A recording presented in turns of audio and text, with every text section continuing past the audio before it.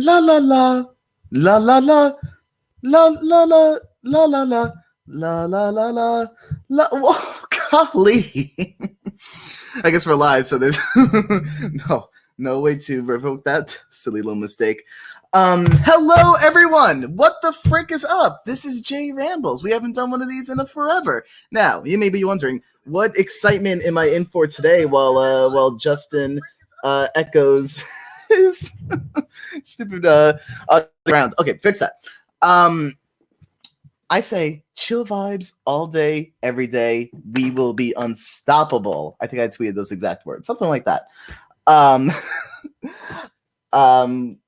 we have a new channel now. Let's celebrate. Why not? The last channel got suspended for copyrights. And as it turns out, a little thing that YouTube doesn't want you to know, we can make another account. So, I was thinking we talk Inanimate Insanity. We talk what is up in life. Literally no pressure to be doing anything crazy. I just want to really we'll just be a little silly today. I have zero plans, and I hope you don't either, because we'll chit chat. We'll have a nice time. It's kind of the vibes that we'll be going for with some of the future. There's the Inanimate Insanity patron exclusive podcast that we started doing. Those are like bi-monthly, and then we do one that's like kind of an overview of the new invitational episodes that come out, and then other ones that we're planning to do that are more chill vibe, talk what's up, a little bit a little bit other things. So there's kind of a testing ground. Those are also done through StreamYard, but no one would know that because we just extract the audio and upload it to the Patreon. But I'm down to answer questions. I'm down to do silly voices. I'm also down to just chit chats. I just want to know what's up. I got out of work early today, so I was like, let's heckin' go.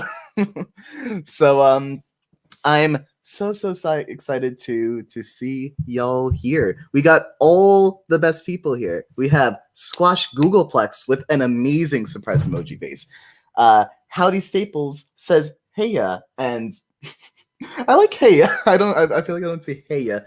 There's hiya, but heya. And we have Angel, right? Who's at the amusement park. I picked the wrong time. No, I could have picked any day, but here's hoping that if you listen in, it will have the excitement of an amusement park, so that while you're going on that crazy next roller coaster, there won't be any tonal juxtaposition there. Tonal dissonance, that's the phrase that people say. And we have Period, who might be NPC. Epic Crazy Whoa return. And Drawing with Scribble says, sup, hello. It's super crazy excited to be here.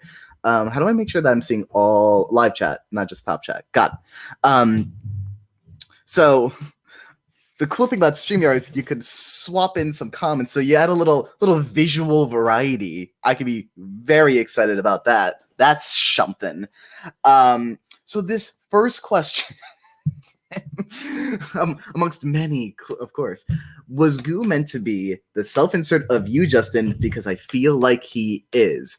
The short answer is no, but the long answer is a little. And for I guess this is absolutely no one who's watching just the J Rambles and does not know what an Inanimate Insanity is. But for the 0.2% chance that there is someone in that category, I voice Goo in Inanimate Insanity. It's just a cute little guy, little voice like this. But was he meant to be a self-insert me? I think what often happens, especially on II, but I know this goes for a wide variety of shows. Voice actors just typically have influence over, especially if like the writers know who the voice actor is. Things kind of rub off, right? Where like writers will write to the strengths of the actor, and sometimes that means pulling in the personality of the actor in as well. But I'm just reading the chat right now. So if you forget all your questions, not a big deal. It's chill. We'll just chit chat. good vibes. But that all is to say that I'd say Goo is technically an Adam idea. The story goes, because I forget if we said this on a public live stream or not. After we came up with the idea for the floor, that was the first new idea for a character in Invitational. I was in a call just with Adam, and I was like, okay, we have our silly character down. That is set. That is done. We don't need any more weird characters like a blob of goo. Like, we're fine. We're whatever. And Adam just kind of offhandedly mentioned, but I do kind of like that. Fast forward like a week, and we are doing more specific pitches for characters on the season. We each came with our own ideas for characters and said, hey, wouldn't it be great to do a character like this? And this is their gist. And if applicable, here's like kind of their story basis if they were to be a character on the season, or at least in a theoretical. And one of the characters Adam pitched then was Goo, which made me go, what? Goo. We talked about that. Okay, but me voicing him was way down the line because we established the cast first. I don't think anyone had like any of the new characters had a for sure voice actor except for Tea Kettle, who was created in a sense to give Adam's mom a character, which we were all very excited about. Goo and Cabby, I think, were the characters that we got like the deepest into. We put up auditions mostly internally, and like people that we were close to that we knew more personally. And I think, it was Cabby and Goo who took the longest to kind of nail down what sound we wanted for them and who we want cast in the role. In Cabby's case, Casey, who eventually became the voice actor for Cabby, we didn't get her audition in until pretty late into the process, and kind of once she was in, we were like, okay, yeah, that's we're very fixated on the sound. This clicks wonderfully. Whereas for Goo, I think I submitted 3 auditions for Goo, and it wasn't until that third one that it sort of clicked. And Goo was a really tough one because there were a lot of great auditions for that. But I think Goo, maybe out of all the characters, was the one that we, on a personality level, we had nailed down the least at that point. So I to come back to the initial question, I do think me voice acting Goo kind of played into a little bit where the character's personality would lie, to at least to a minor degree. That's kind of just how anything works. I think often to like Steven Universe, out of all characters who are affected by their voice actor, it seems that Pearl was the most so, in that she kind of went from someone who's maternal but in a very disconnected way to a character who is so the mom to a very authentic and adorable degree, right? For those who know Steven Universe. And that's all to do with the amazing voice actress Dee Dee Magna Hall, who exudes that inner personality to begin with. So you play to actor strengths. And I do like to think that Goo gets to be a little sillier and cutesier just because that's my level of influence. But like, and who knows, maybe a voice actor who had a very different approach to how the characters performed would then in turn change how us as writers would want to take on the character. I spent a long time on that one. Fell a little behind. And we'll see. Let me take a look at where we left off on these questions. So people are doing well, wonderful news. Heya will be born again, howdy. And it's all thanks to you. We're gonna spread it around. Heya. I mean, it sounds right. We got and hello Carla. Squash Googleplex. Maybe I'll start to spend less time on these. What's this Inanimate Insanity? Glad you asked, person who does not know what Inanimate Insanity is. like anyone would watch this without knowing that already, would waste their time on little old me. Inanimate Insanity, a Survivor slash Total Drama slash BFDI-esque style reality show featuring a lot of adorable inanimate objects competing for a prize of some sort per season. They compete in challenges and one by one get eliminated until we have a sole survivor. And sometimes they get up into a whole lot of bigger worlds conflict and existential crisis, and sometimes they sit around and either name their little teams or take some embarrassing pics of themselves. That could have been worded better. Next question.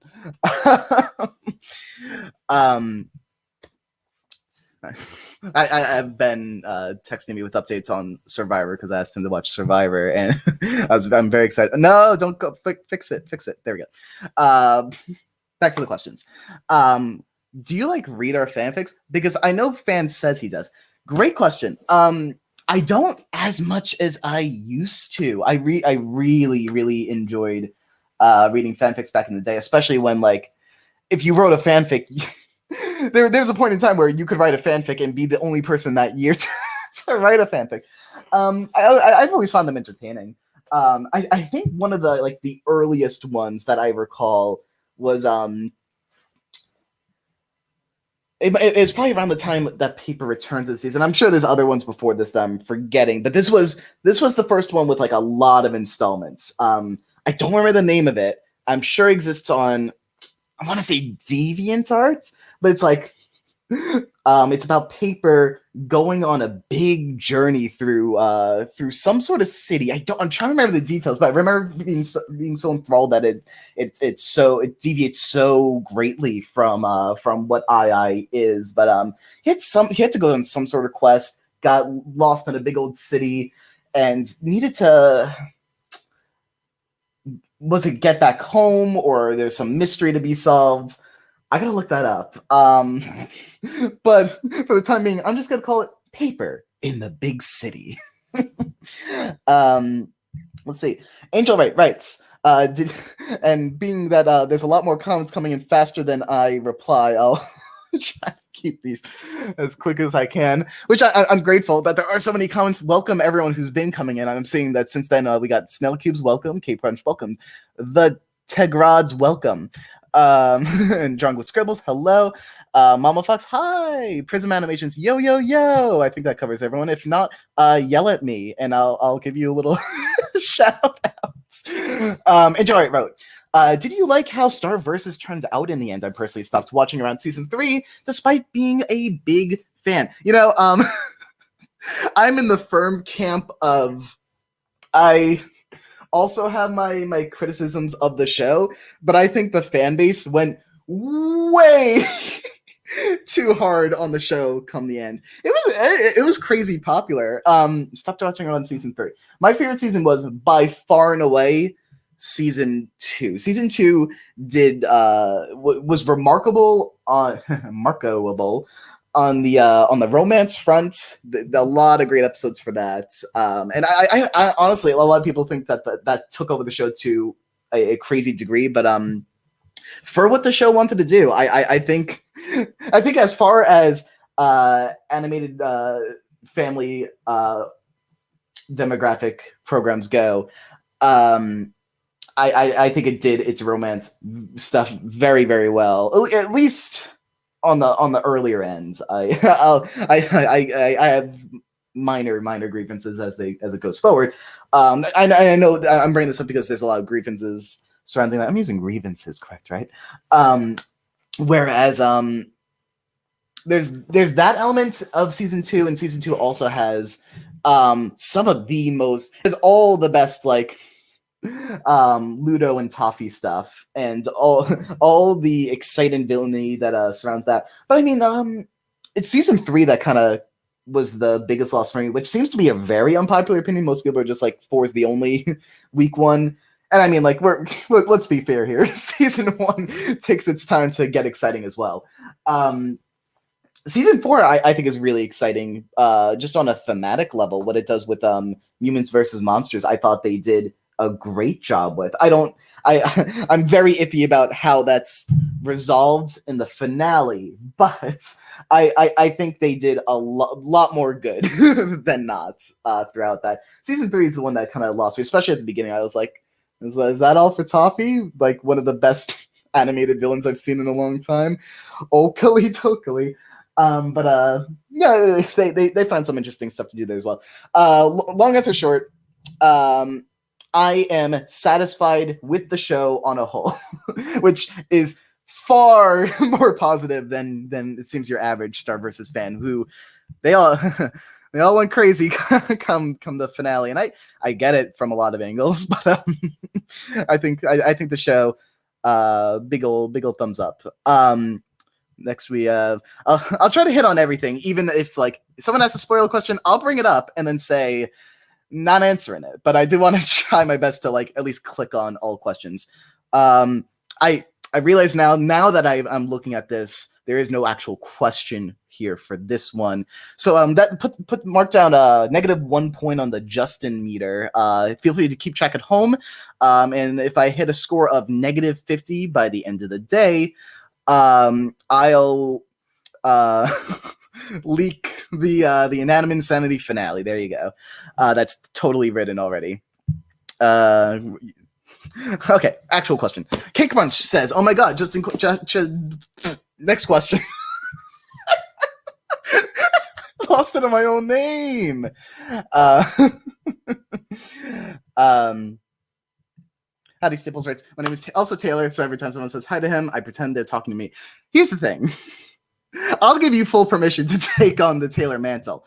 There's the other Taylor who probably wants to have a say in this matter, but nope, this is my show. Next question. So we got so it was confirmed. Can teleport like me, but I should just have someone here to choose the questions for me. But instead, I'm going to take the time to read it. Okay. So it's confirmed that Mifune can't teleport like Meepad, but we do know he can make portals whenever. So how far away does the destination have to be for the portal to work? I'm actually a little confused by the question. If I was in your scenario, I'd probably be asking, how close does the destination have to be for the portal to work? We may answer this in the future, so I apologize and say that I'm gonna pass over this one. And if we don't answer at any point, then I'll answer the question. King Brunch writes, "Thinking about Whoop-Doo Goo.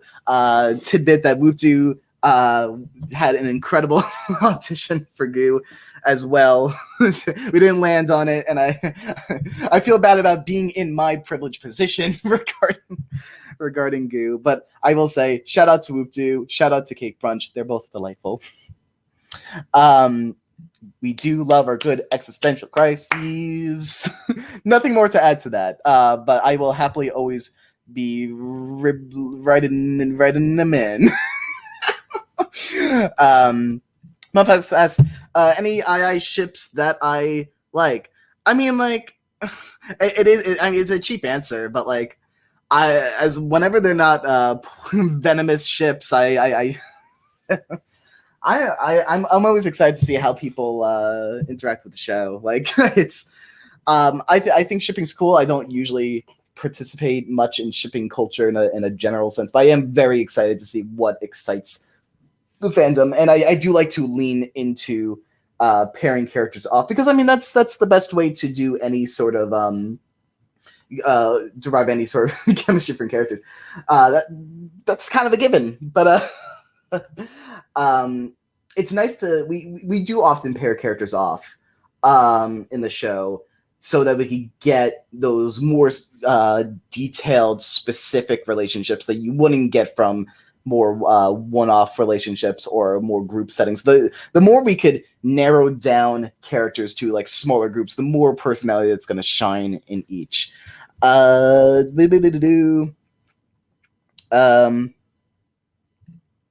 Squash Googleplex seems to not be a big fan of the concept of Inanimate Insanity.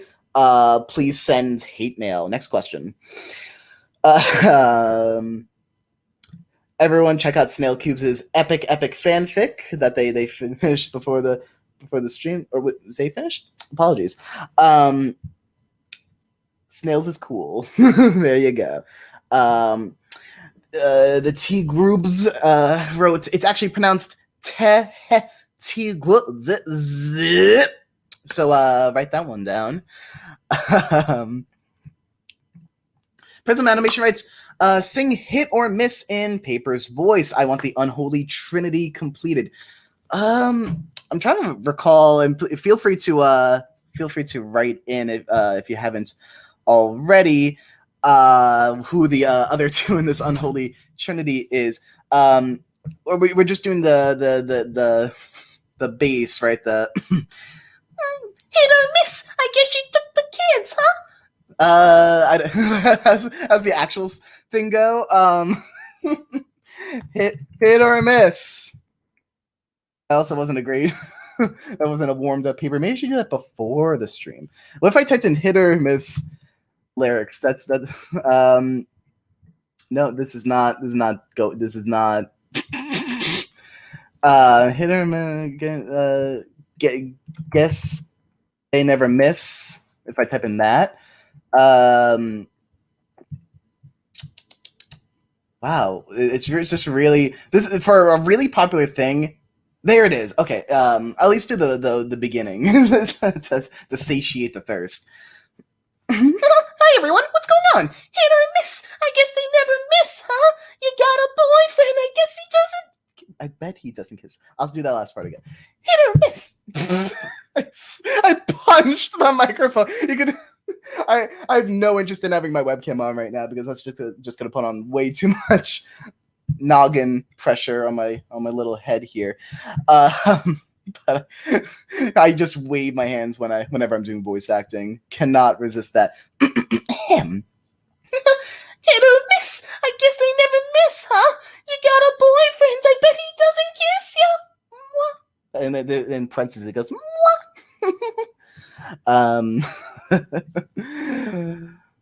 Hope you appreciate the pain I go through to exist on a daily basis. Angel writes, can you drop the kin list? Do I have a kin list? I mean, like, Stephen Quartz universe. That's me. Just takes himself a little less seriously. Bingo bongo. Wrong. Let's get him down to -50. If you dare. I'll take a negative one on the cheap way out shipping question earlier. So you got me to 2. So I didn't read this in full. I'm gonna do that a lot. I'm gonna click on things that look like they're gonna be questions, and if they don't apply, then we move forward. The Grassy Trainer writes, don't lie, the II3 finale would be extra cool if Boo lost his mind and just came back to the island like, hi, can I destroy all you, please? Oh, no? Okay, I'm doing it anyways! I mean, it would probably feel in line with what we have done with like the season 1 finale to some degree, like, but for legal purposes, I'm going to say this right now. For legal purposes, whenever I read a thought or theory or prediction of the sorts, even if it's in a joking sense, I'm not actually reading it. I am legitimately right now a robot who cannot process these things. So if this were to happen in the finale, right? I cannot be sued. Justin cannot be sued because I'm not actually Justin. I'm a robot, and the real Justin would never read a prediction or theory ahead of time. Kind of just the facts. Just to throw that out there, just to cover our bases, right? Yeah. Shout out to Taylor's character Stapes, who's also very close to other Taylor's Object Sona. We Stamps is my interpretation of the voice. And shout out to Taylor, who I haven't said this in a long time, but I highly recommend he just bring those characters to life because it'd be a lot of fun. Just new show and animation epic. Taylor just leads the way. I think it'd be awesome. Amy's Trash Animations writes, Justin was good, assuming you mean goo, inspired by Gooey from Kirby. That, I guess, has to be a question to Adam, but I think it's pretty safe to say no. I think out of any character in the world that Goo may derive inspiration from, the closest is Blue from Foster's Home for Imaginary Friends. At least we're thinking about using him in terms of like his movement, but even that didn't really kind of click. It's a very, very early thought to take inspiration from him. I think Adam's thought process was, I want a character named Goo who says a lot of things, especially analogies that just don't stick, and he needs to kind of break free from that. I don't believe there's any Kirby inspiration there, but it's a good thought. The one guy 2009 asks, "Hi Justin, how are you?" And I'm so tempted to just say depressed next question, but that's not really true, and I don't kind of want to fuel that unless it was a reality, and I don't feel like that's right to be used for humor. A little mean-spirited. I'm doing perfectly adequately. I'm kind of just in a chill zone right now. I'm really good at keeping busy as to avoid needing to think about sad things. So that's a little too much information for your very simple question. Let's rewind. Hi Justin, how are you? Well, that one guy 2009. I am good. Next question. Oh frick. There's a lot of extra questions here. Because you'll on this the StreamYard thing, you'll scroll down to the bottom, and then immediately all the questions that you never had before suddenly pop up, and I'm like, oh, a lot further behind than I thought. And yeah, if you ask a question, and I don't address it even with a not answering that, feel free to ask again. Good to know if I get an answer about Justin. It is a popular meme to kind of turn the shipping question into boats. I don't know. I like to keep it real. I don't think that it should be that shipping in a general sense. This is based off a question from Mama Fox. I'm realizing I'm not reading it out loud. Hopefully you're looking at the screen but for those who are just listening, shipping in a general sense, I think, is a cool thing. I mean, like, I see it in the same boat as writing fanfic or drawing fan art or theorizing. It's all how the audience attaches themselves to media, and I think that should all be treated with pretty equal respect. That said, if there's anything toxic, it should always be treated with equal disrespect. That's how it goes. Scroll down. Prism Animations adds on the unholy trinity that have also sung hit or miss in the past, have been Knife and Meepad. Thank you. I guess they never miss, huh? I guess I just got up to the point where everyone was listening to the singing. Fantastic. Clarification here that I punched II microphone earlier, not just any microphone. Well, we did eliminate her. Spoiler alert for Inanimate Insanity Season 2, Episode 14. That came out almost 11 months ago. Something about his boyfriend OJ, not sure what the context is, or something with Fiery, or PayJ. Something. Amy's Trash Animations writes, Justin, do you like worm? If so, have a worm. Yeah, no, I'll take a worm. Little squishy friends. Thanks, yeah. Check out Inanimate Insanity's next challenge, based off of the How to Eat Fried Worms franchise. They're gonna be placing bets and slurping down. Hope you enjoyed the next episode. The kids are gonna love it. Heckin', that one guy 2009 writes, "Who is your favorite character?" That you can't. No. You can't do that to me. I legit can't. I have a lot of favorites. Like a lot of. I can't. Next question. I'm giving myself +1 because that hurt me to even think about. I won't deny that I like some more than others. That's everyone has their biases. That's a fact of life. A favorite? No. I'll name 1,000 favorites right now. Like and all of these I cannot put one on top of the other. Like off the top of my head, and in no particular order. Like taco, light bulb, knife, goo, and then some ones some ones I voice I like more than other ones I voice. Suitcase. Did I say light bulb? I hope I said light bulb. Paintbrush, fan and test tube, or cabbie. I need to pull up a picture. There's so many of them now. Me phone, me pad, and toilet, all of them. Like, there's so many. Next question. There's more, but next question. Thank you for calling me a funny, silly guy. You're an also funny, silly guy. You're an also. Yes, next question. That was a great question. Thank you. Sustin chat. Actually, that derives from this one. Sustin Chapman. Did I call myself? Is that what I called myself by accident earlier? That sounds no, or that's derived from the chat. No one answered that question. Leave me in curiosity for the rest of my life. I would appreciate that.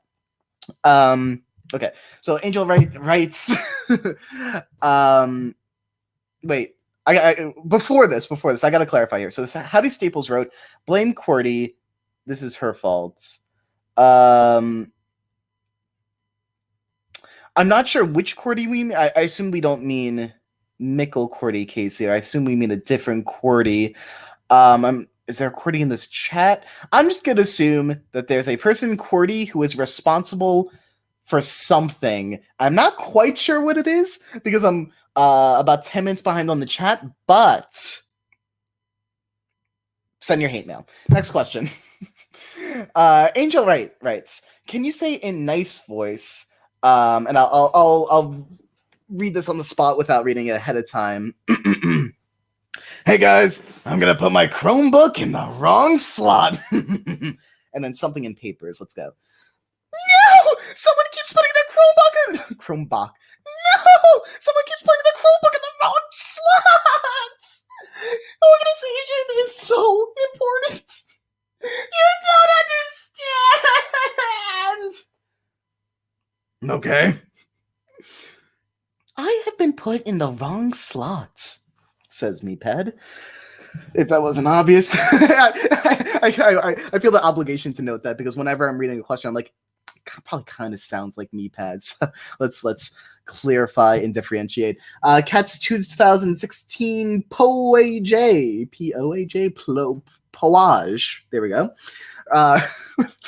Facing tea kettle. Immortalized in the live stream. Writes, "How is your day, Justin?" Day's pretty chill. There was a shortened day at work because of upcoming American Independence Day, 4th of July, blah blah blah.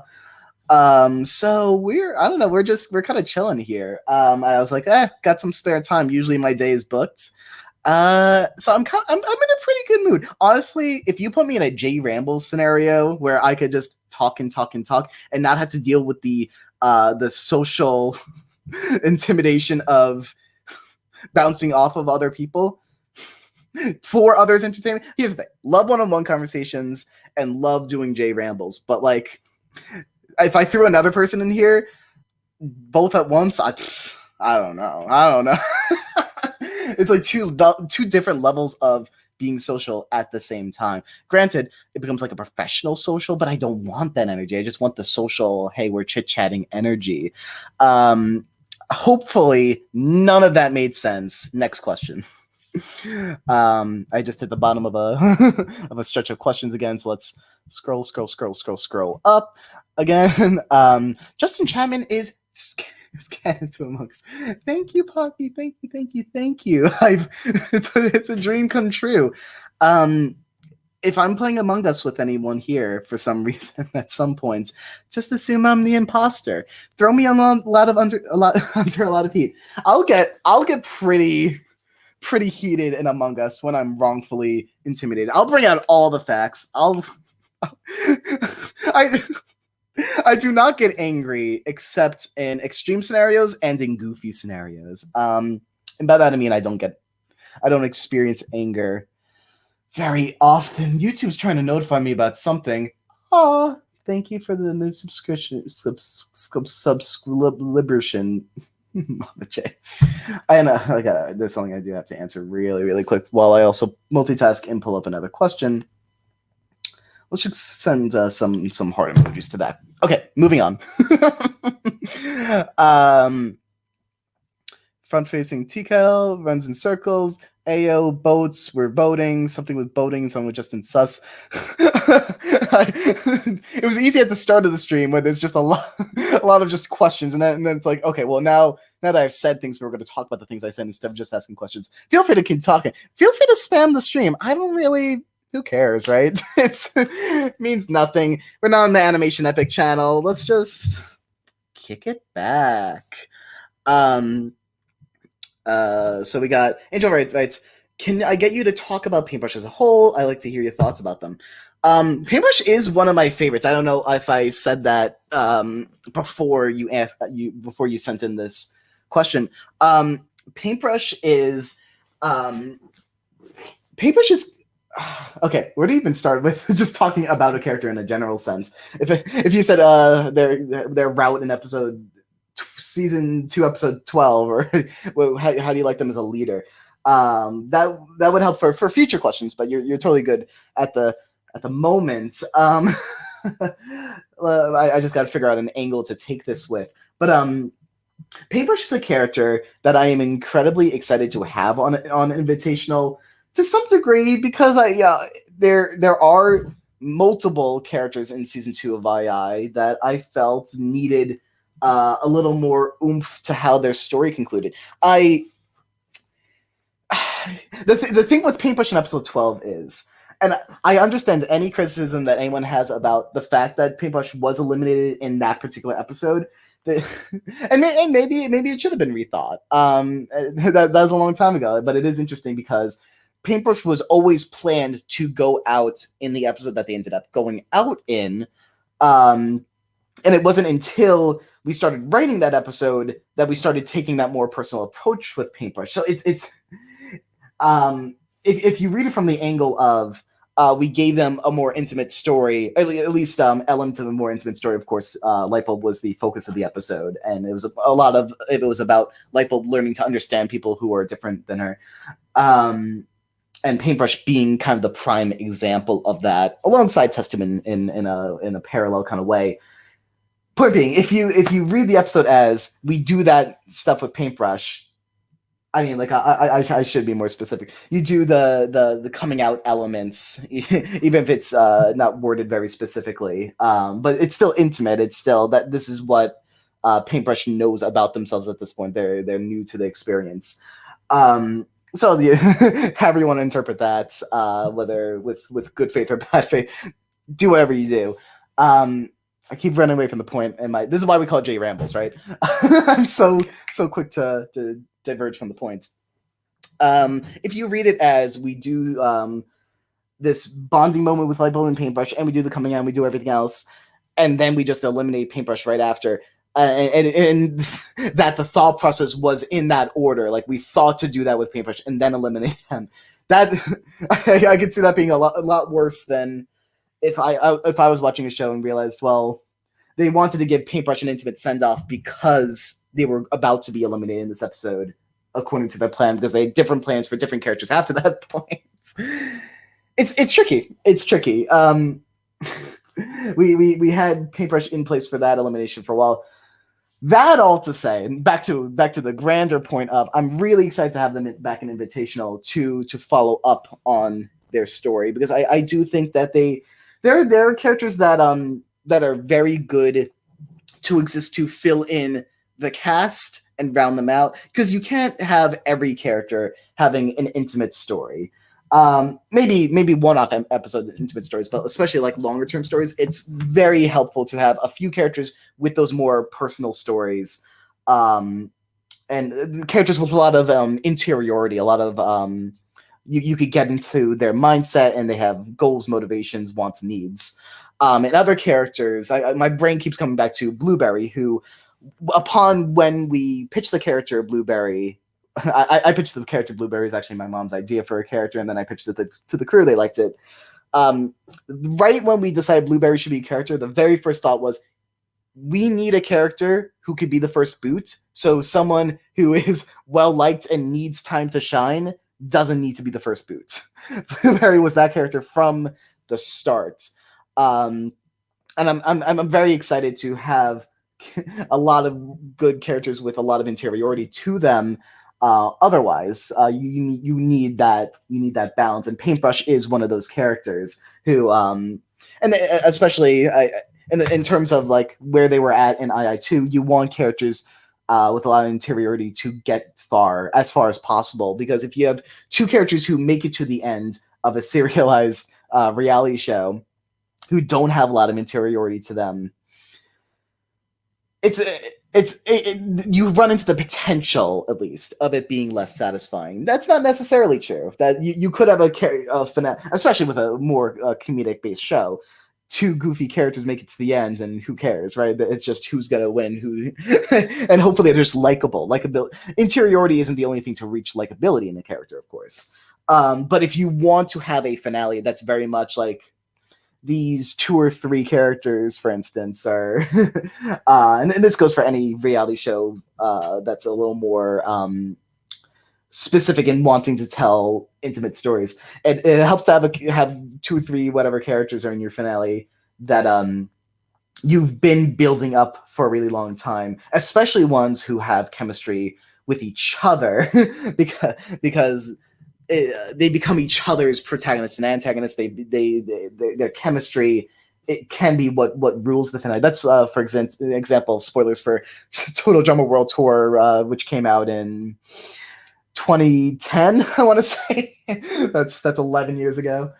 Total Drama World Tour, the finalists were Heather and Alejandro, plus Cody, but he wasn't that closely tied to the final 2, which is great that they chose Heather and Alejandro to be the real final 2, because they work so incredibly well off of each other. They have contrasting motivations and goals. They have contrasting ways of controlling the game, while also both being the kind of characters who are interested in controlling the game.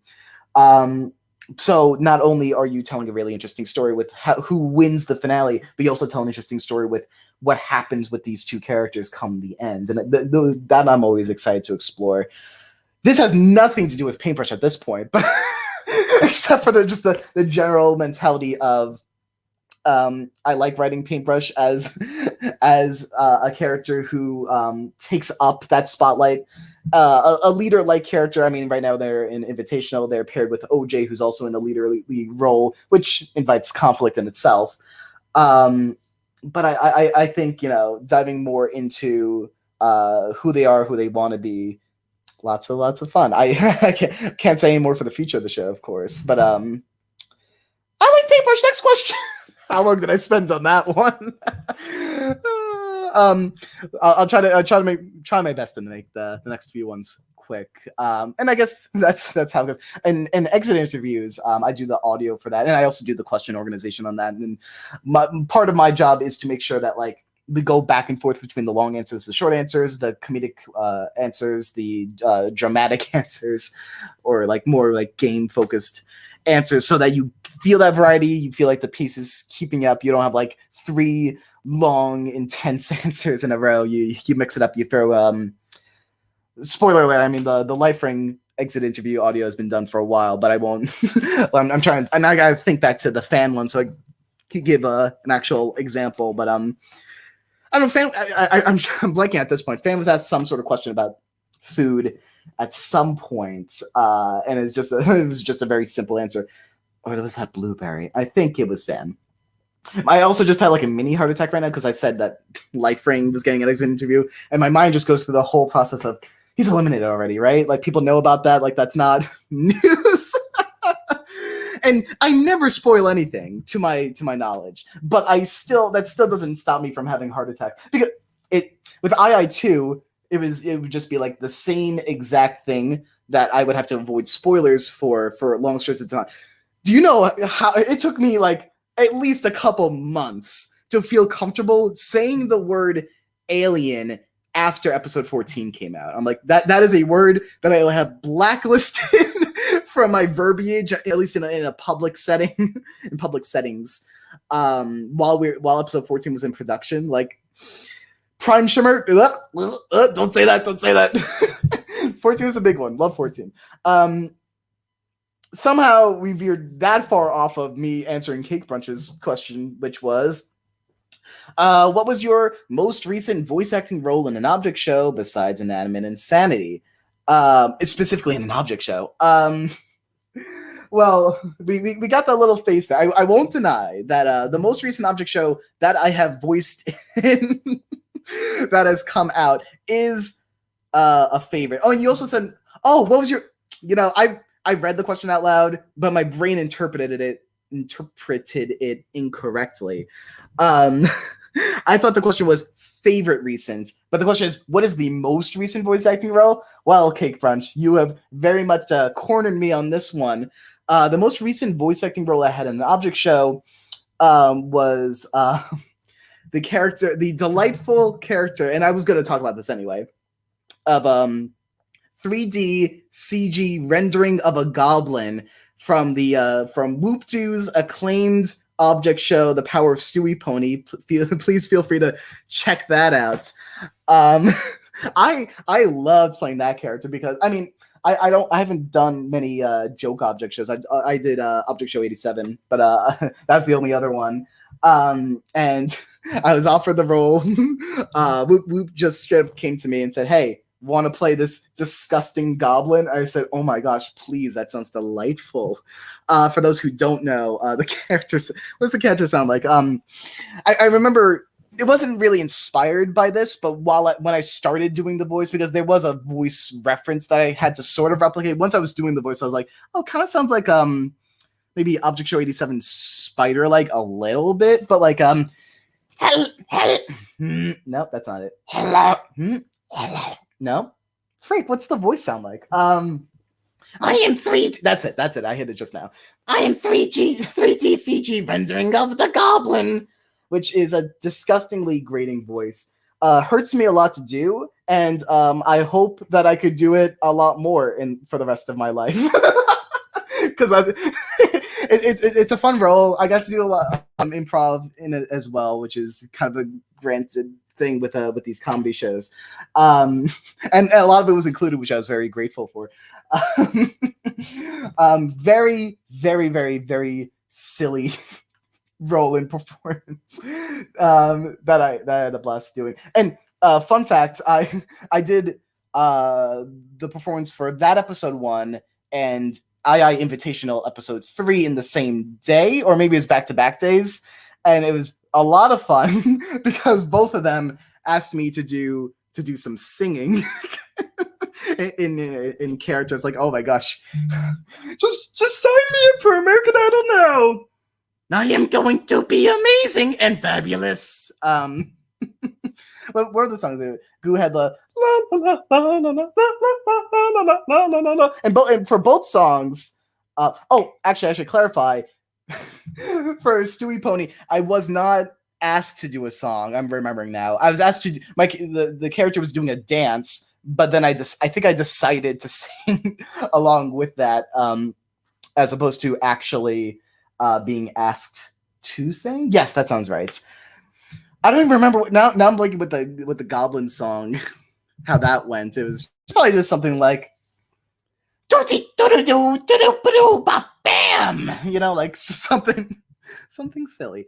But also, I mean, Purple Face was pretty recent in BFB, and that was an absolute delight as well. Thank you for the new subscriber, Curious. You're the one who makes streams come true. I am 20 minutes now behind on questions, so let's see what I could do to to catch up. Well, a lot of these aren't questions in the chat, so that helps. Mama Fox says Justin is FanX test tube canon /J, which for the oldies at home means / joking. And being that it's a joke, it's not a question. So next question. Foolish me for bringing. They are cute. I like them as a pair, romantic or not. Then we got I made his head hurt. I am so cool. I'm so good. Yeah. Thank you. Snail Cubes. I still think about the small voice request. Okay. Yeah. Of course. I wasn't sure. I read voice request and I pulled this up.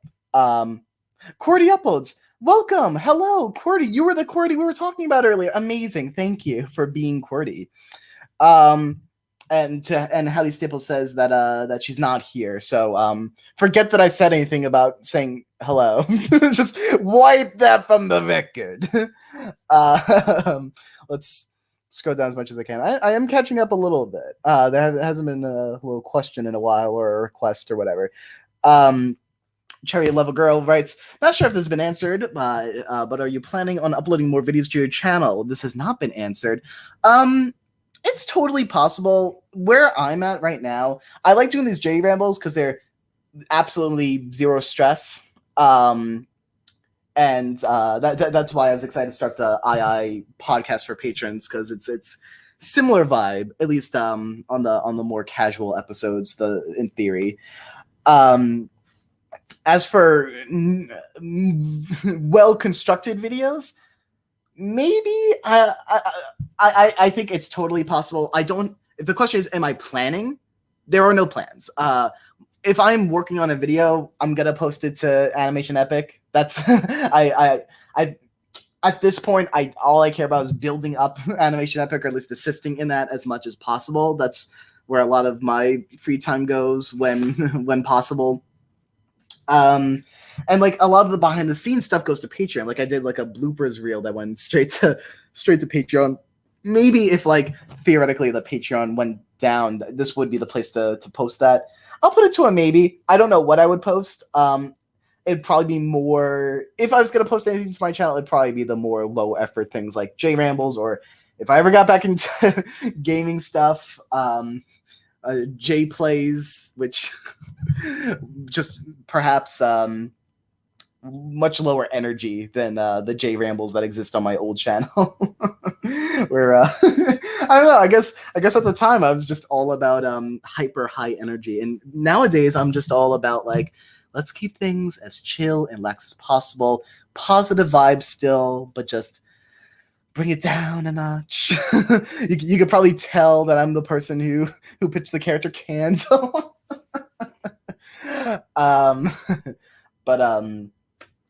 Yeah. What J Plays used to be like, hey everyone, what's going on? This is Justin with another J Plays. Let's get right into it. Lol. Which, I mean, I don't think is bad, just not where I'm at in life right now. Okay, so I only just now made it up to paper Chromebook stuff. So for those who have been sticking around the whole time, you could probably tell I am about 20 minutes behind on questions. So this is where Whoop2 says hi. So I say hi. Something about someone not showering. Voice request, right? All right.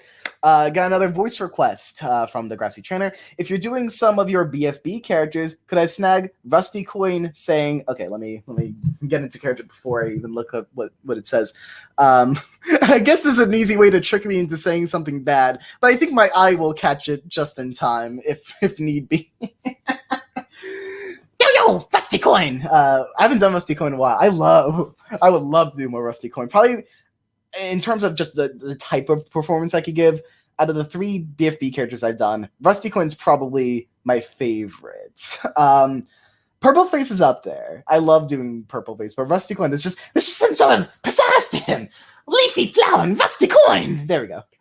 Girl, help! I'm stuck in the pillory ruins. I could have done that better. Girl, help! Girl, help! Girl, help!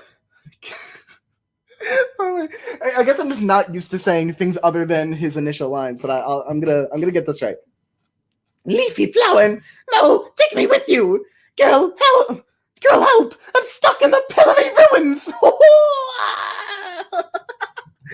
That's where we're landing today. I give myself a little check mark on that one. Knife Eye Skin and Among Us. I super duper improve. Hi, Whoop2 from Inanimate Insanity. What are you doing in the Justin Chapman stream chat? I expect a thorough answer. Oh, and then the chronology continues. Hi, Cake Brunch from Inanimate Insanity. Question. Justin Staples is the imposter. Do not listen to them. They are sussy in Among Us. Yes. Next question. Thank you for the question.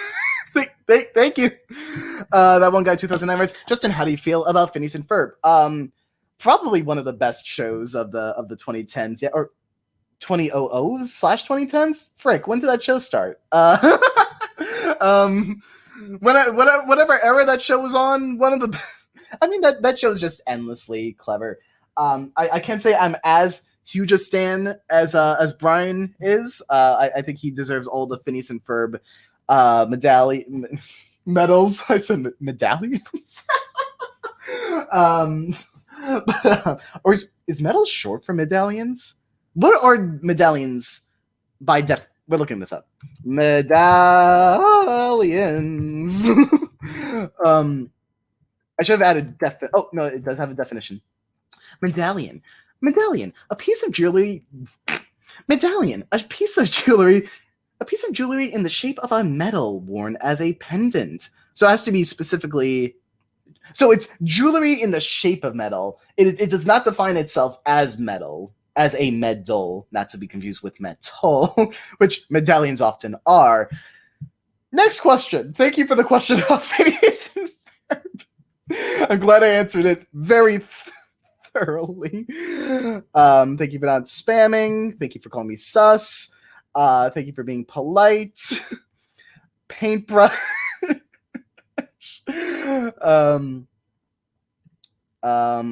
Just surprisingly basic once. A knife voice request that I just read. Okay. Yeah, little known fact about me. I put the us in sus. So there you go. And something about a troll. Great. Cat writes, Paintbrush is my favorite NB character. Coming from an NB. Well, hashtag NB writes, hashtag Paintbrush is delightful. I'm glad you think so.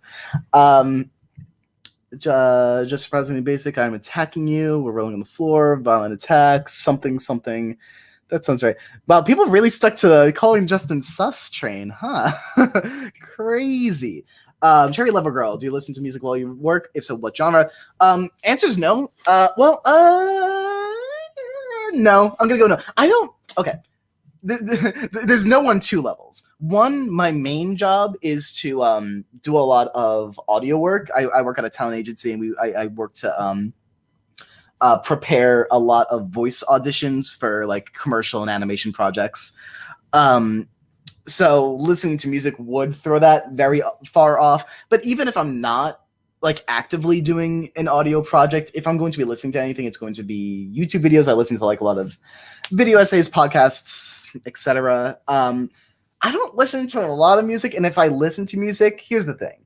I'm one of them losers who doesn't usually like to listen to music unless it's from something. Like there's outside context, or it's made/sung/whatever by a person I know. Like you, even if Anthony Koss put out that wonderful, amazing Dream Island song recently, and it wasn't actually Dream Island inspired. It was, similar song, just without any sort of BFDI potential correlation. I'd still listen to that because Anthony's a genius.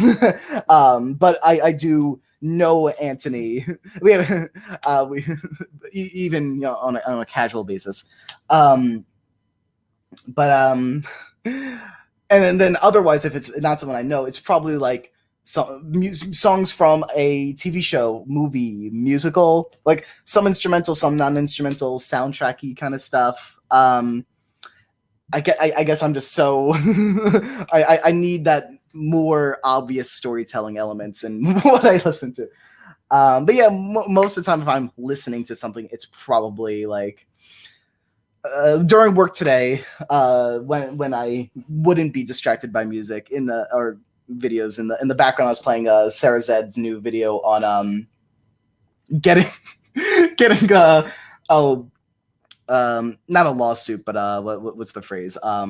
Well, a threat of lawsuits. There you go. From the some of the Homestuck video game team, and a lot of the drama that occurred there. And I'll listen to that for a while. There's this guy. What's the name? I'm blanking on the person's name. Who the person who makes the show Fallen. Dang it, Fallen Icons, Fallen. I need a video here.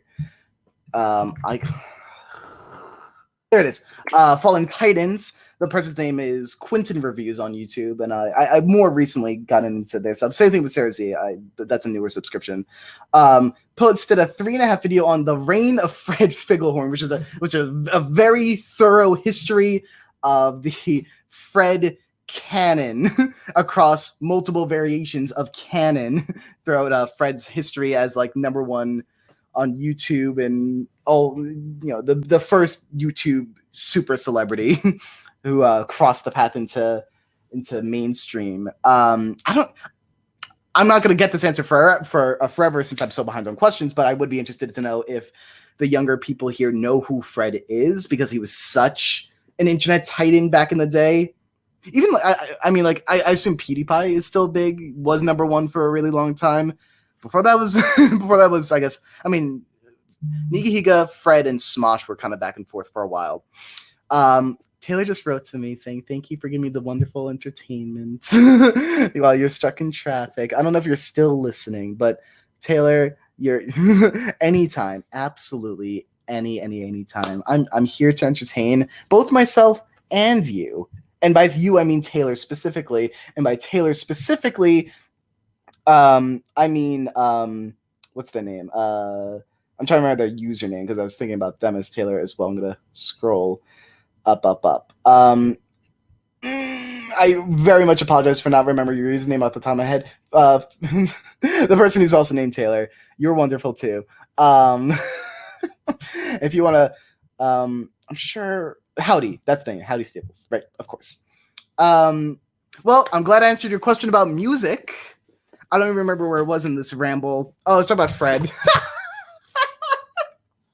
Why was I talking about Fred? I wasn't even that interested in Fred when they were big, but I was crazy interested in someone being able to sum up the levels of canon involved in Fred for 3.5 hours. And the same person posted like a 4.5 hour video on like a iCarly retrospective very recently. They did a lot of stuff. Just a lot of think pieces. And just a lot of analytical content. Like big shout out. If people want analytical people who are way smarter than I am, I highly recommend 2 channels. There's CJ the X, who their most recent lengthy video, it's an hour and 22 minutes called The Neuroses of Cat Valentine, for those who are familiar with Victorious. But you might also find interesting a video on dissecting objectively bad art, or at least that as a concept. Hamilton Bad video essay is the title of the video. CJ the X is fantastic. What other people have I more recently gotten into that I'm really interested? Well, not a very recent subscription, but Big Joel on YouTube does a lot of really interesting, highly leftist. Actually, same thing goes for CJ the X. Think pieces. Highly recommend Big Joel as well. And if you want less intense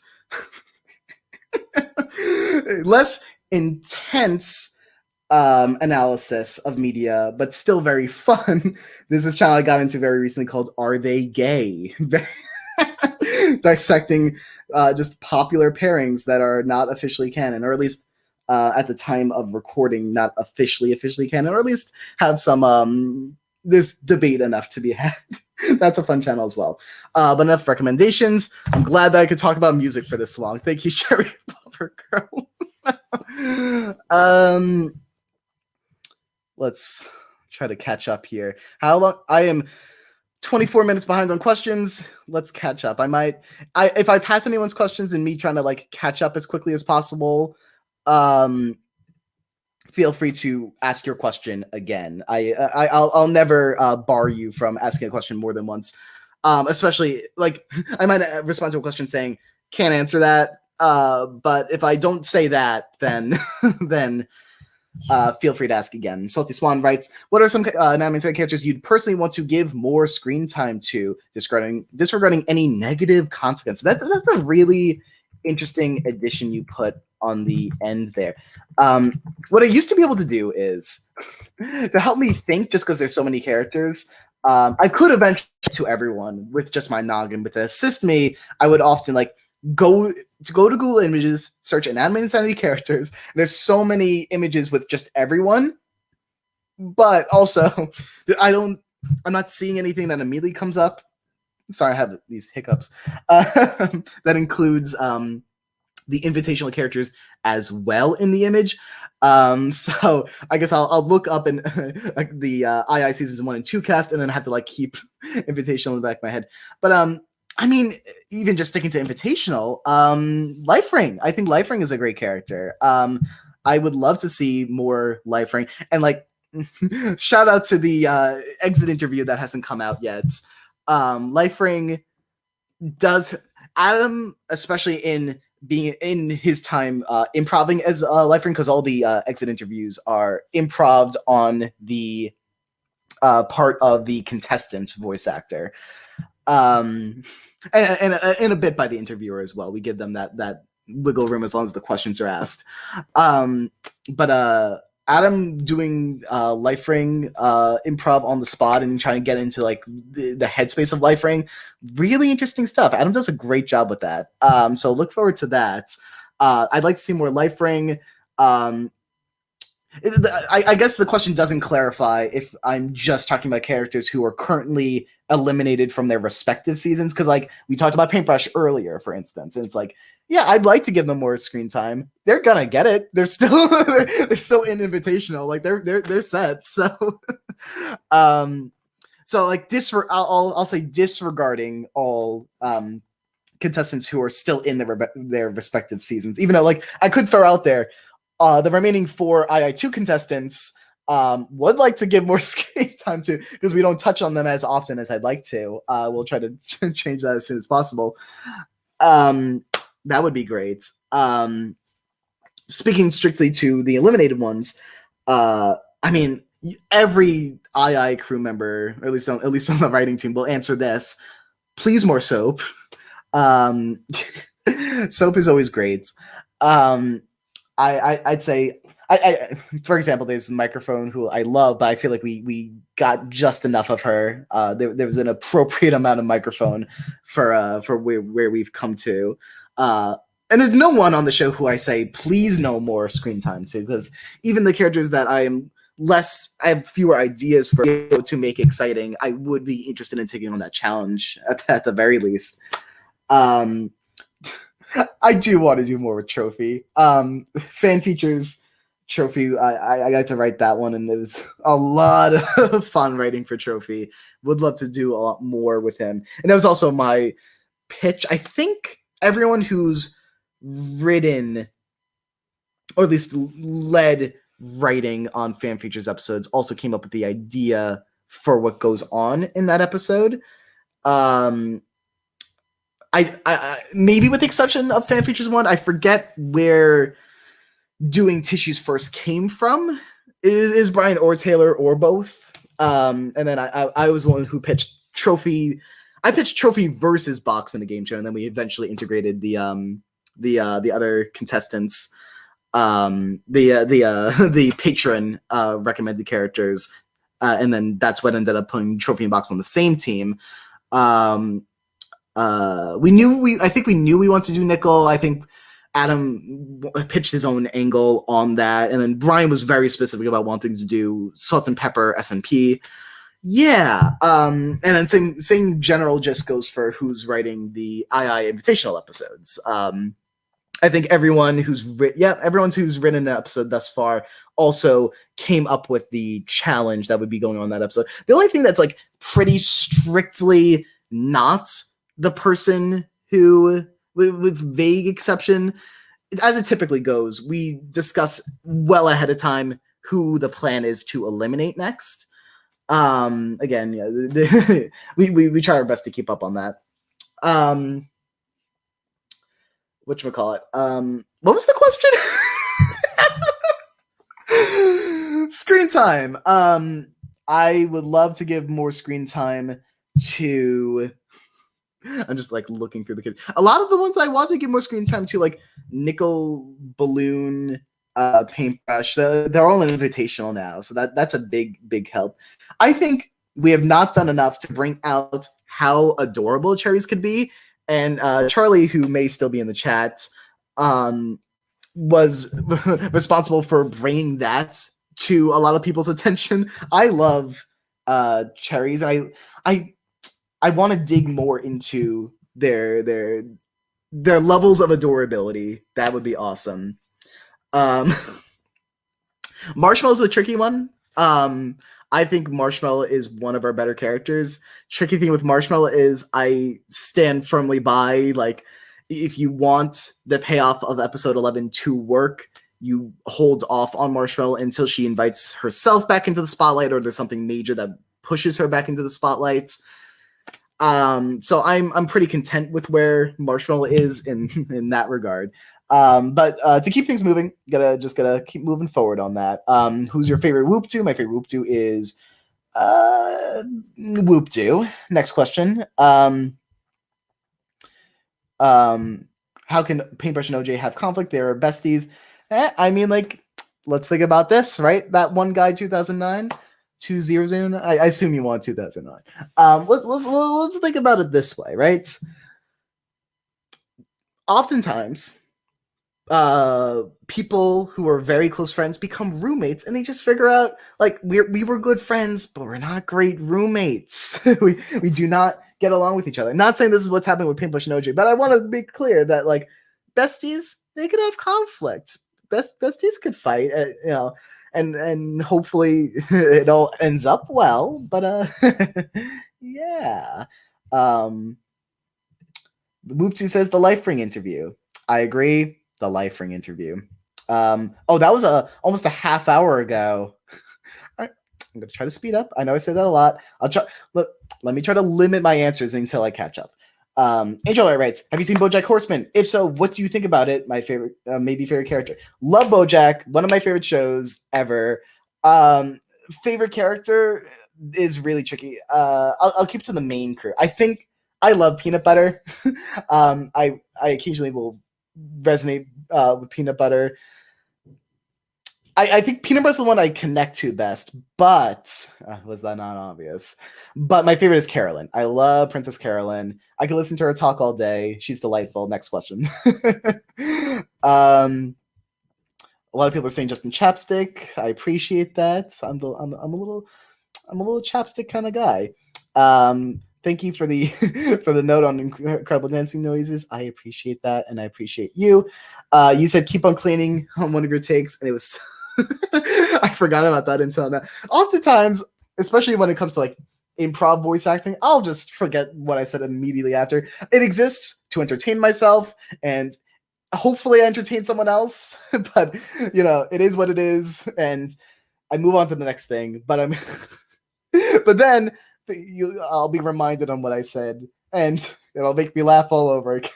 Yeah, it'll sound like do keep on cleaning. Thank you. How do you feel about people self-shipping with characters from Inanimate Insanity? Yeah, I mean, I think that's a healthier thing to do than like shipping a real life person other than yourself with a character or yourself. You self-shipping with II characters? Yeah, that sounds neat. Thumbs up. Keep it positive. I know, like I could say all day, don't keep it not toxic, but like I guess different people have different definitions of that. Play it however you need to, and if you think you're upsetting anyone, be mindful. Because I mean, I was about to finish that sentence a little late. I was like, there's also bigoted people in the world who get upset about things that aren't bad. So maybe you do want to annoy those kinds of people. It depends how you want to go about that. Yes. So we got QWERTY. More talk about QWERTY. No, Justin, I'm here. Lol, lol. I'm glad. I'm glad that you are here. Welcome. Amy's chest writes, I feel like Key and Paper will be friends. Key would probably be like, oh my, you're very kind. And Paper would be like, oh, thank you. It's true. I approve. Angel writes, Angel writes. I loved your Rambles. Wasn't in the fandom when you did so this is the first time I'm watching. Next question. Thank you. Glad to hear it. Next question. Could you say in Meatpad's voice? When the imposter is sus. Thank you, Courtney. Justin, I have to go. I'm going to Urban Air. Anyways, bye. Goodbye, Mama Fox. I don't know what that is, but it sounds awesome. Have fun. I once again made it to the bottom of a bunch of questions. I'll be honest in that I can only scroll up. Can I scroll up in the original chat? Good question. Where did I leave off? Because I think I lost a few questions in the stream yard little thingy thing. Where would I have left off when Meatpad is okay, there, I found it. Okay. So we have okay. I won't have the updated questions on here, but we have.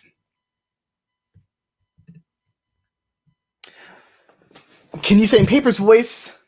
Non-binary rights. There you go. Paper's a comfort character of mine. Oh, I'm really glad to hear it, Cats. Amy's Trash also has a voice request. If you remember how to do Key, could you say? It's been a while since I've performed the Key voice. I'm gonna do my approximation of it. And if I get it wrong, you can let me know because it's been a while. So let's give this a try. Oh, jeez, that's a lot of avocados. Why is there so many avocados? So it kind of leans into Paper at the end there. Yay! The creator spent like a really long time trying to get in onto air until Disney finally considered them, says that one guy 2009. Oh, regarding Phineas and Ferb, of course. Yes, wonderful. I should probably respond to Taylor, who texted me a while ago. I'm gonna send 3 blue hearts and write anytime, yo, smiley face. Okay. So there are going to be so many animations from this. I don't remember what this is, but I hope it's fun. Justin, more like Sustin. Sorry for calling you Sustin. What is the? I'm trying to figure out like where I could start using StreamYard again for question highlights. Because there's no time codes on where I'm looking with this live chat. Question from Kara Curis. Was Poppin' Justin? Question: what is the best episode of all of Inanimate Insanity that you worked on so far? P.S. I love you, heart emoji. Aw, you sweetie sweet, you sweetie sweet. Thank you, and thank you. Let me remove the question so it's not confusing. It's so hard to not say season 2, episode 14. I am very excited for the next episode of Invitational. It's not season 2, episode 14 with big explosions, but I am quite happy with how that one's looking. I've been keeping at it for a while.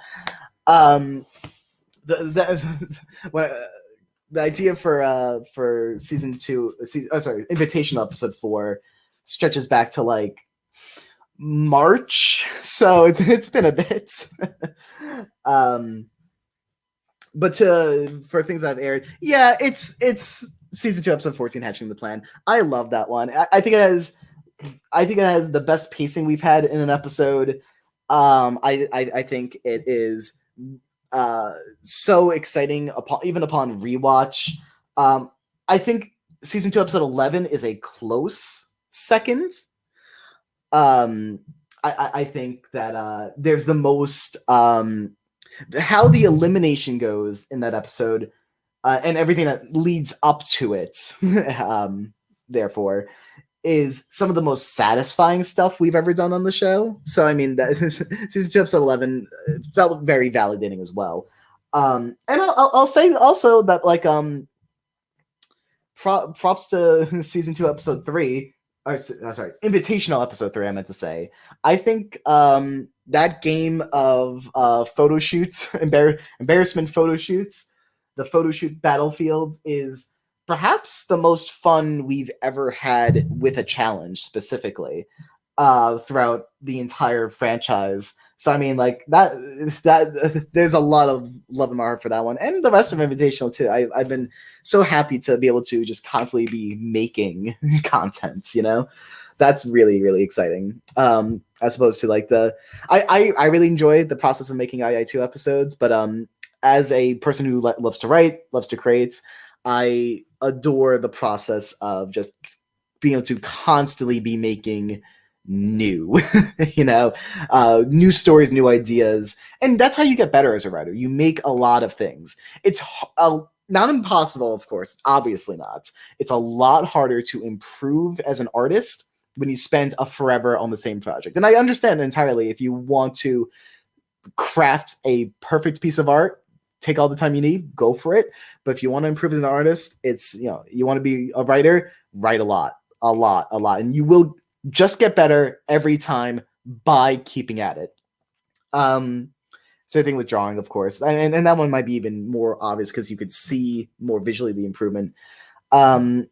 Keep making things. Even if it's dumb. I am a full-on advocate for example, you're making an object show, do not spend more than if you don't spend less than a month on your first episode. Even and if less than a month, if it's like 2 days, even better. Just make a thing, have it out there instead of just crafting and then giving up. Not to say that that's always what happens, but I've been part of a lot of object.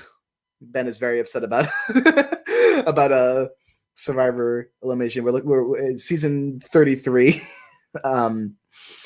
So someone that I really like as well. Anyway, but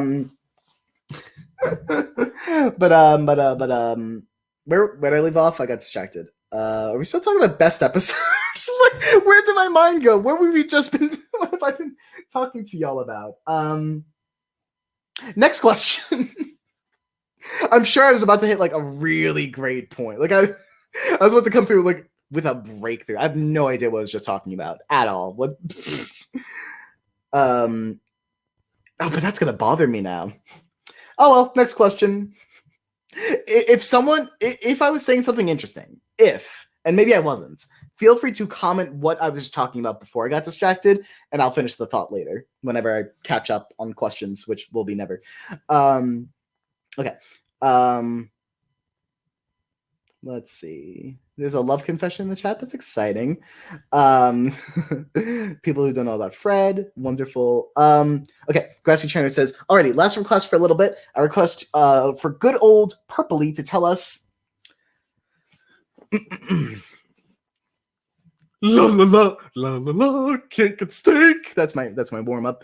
Listen, I know you may not believe me, but you're undeniably valid when it comes to me. Got that?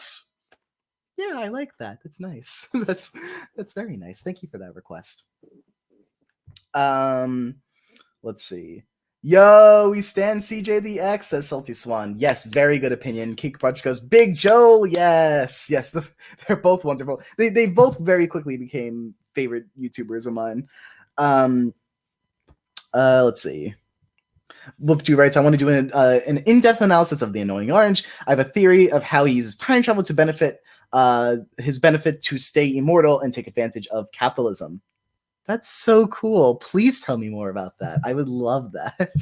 And I think a lot of people, a lot of others would too. You have a great mind, so and are very entertaining. So you combine those two things, you're set. All this back to buy evidence from the show. Yeah, I believe you. I believe you. Okay. Stuff about Fred. Film theory stuff. Poggers. Everyone's saying poggers. They're not. There's just a big space without questions. Okay. If you were to pick any II character to be interviewed on FFF that hasn't yet, who would it be? Characters who haven't been interviewed yet. That's a great question. Well, it's tricky because is it a matter of like who would it be most excited to see in a general sense, or how we normally handle who should be on FFF? A lot of it, not 100%, but a lot of it comes down to who haven't we seen a lot from in a while. And I mean, for instance, Nickel was on fan features pre-invitational at a time where, like, you know, he's out of the show and all that. So that primarily eliminate contestants. And being that FFF is a little more canon than, say, Inanimate Answers, it should really stick to people who are accessible at Hotel OJ. I'm sure there's ways to make exceptions. I'll say that there's one in the works that that I am excited for, that for a character that we haven't gotten to yet. Honestly, like OJ is a big thought, just on the basis of like, let's investigate who OJ is, and if there's anything shady at Hotel OJ, like that would be a fun thing to kind of cover. I feel like we'll do that someday, so kind of wipe that from your memory. I won't say any other. I mean, like, how do you do a box? Well, no, box was technically episode 2. I think pickle would be a good one. We haven't done a pickle one yet. Next question. I could get lost in thought all day, but we got to keep it moving because I am way far behind. Let's see here. My my scrolly scroll just totally freaked out and sent me to the bottom. Where are we? Pick any FFF character. Arctic Fox says, I think I have an unhealthy obsession with Me Phone 4. What do you think? Hey, as long as you are keeping healthy within your life, I think you can attach yourselves to any characters you want. Like, maybe I would talk to some friends, right? Ask them if they think that you're exhibiting any unhealthy behaviors. If this interest in the character is affecting your life in any negative way, keep that in mind. Be open to a little critique from those you care about, for those who you care for the opinions of.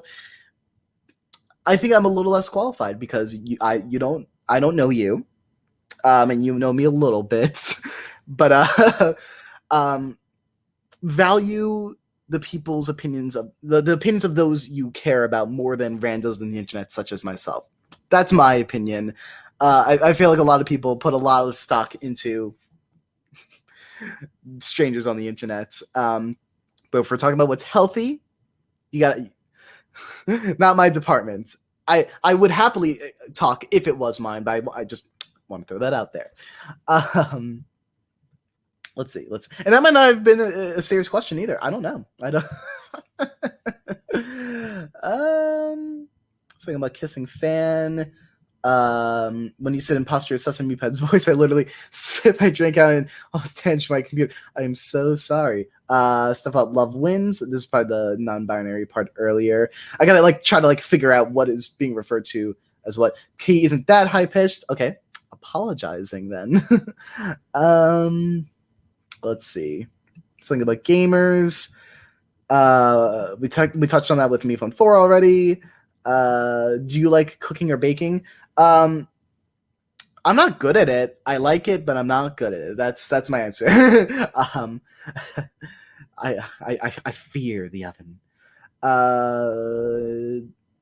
Something stuff about Sonic. What we talking about? Oh, you're gonna remember Sonic. Will not remember Sonic.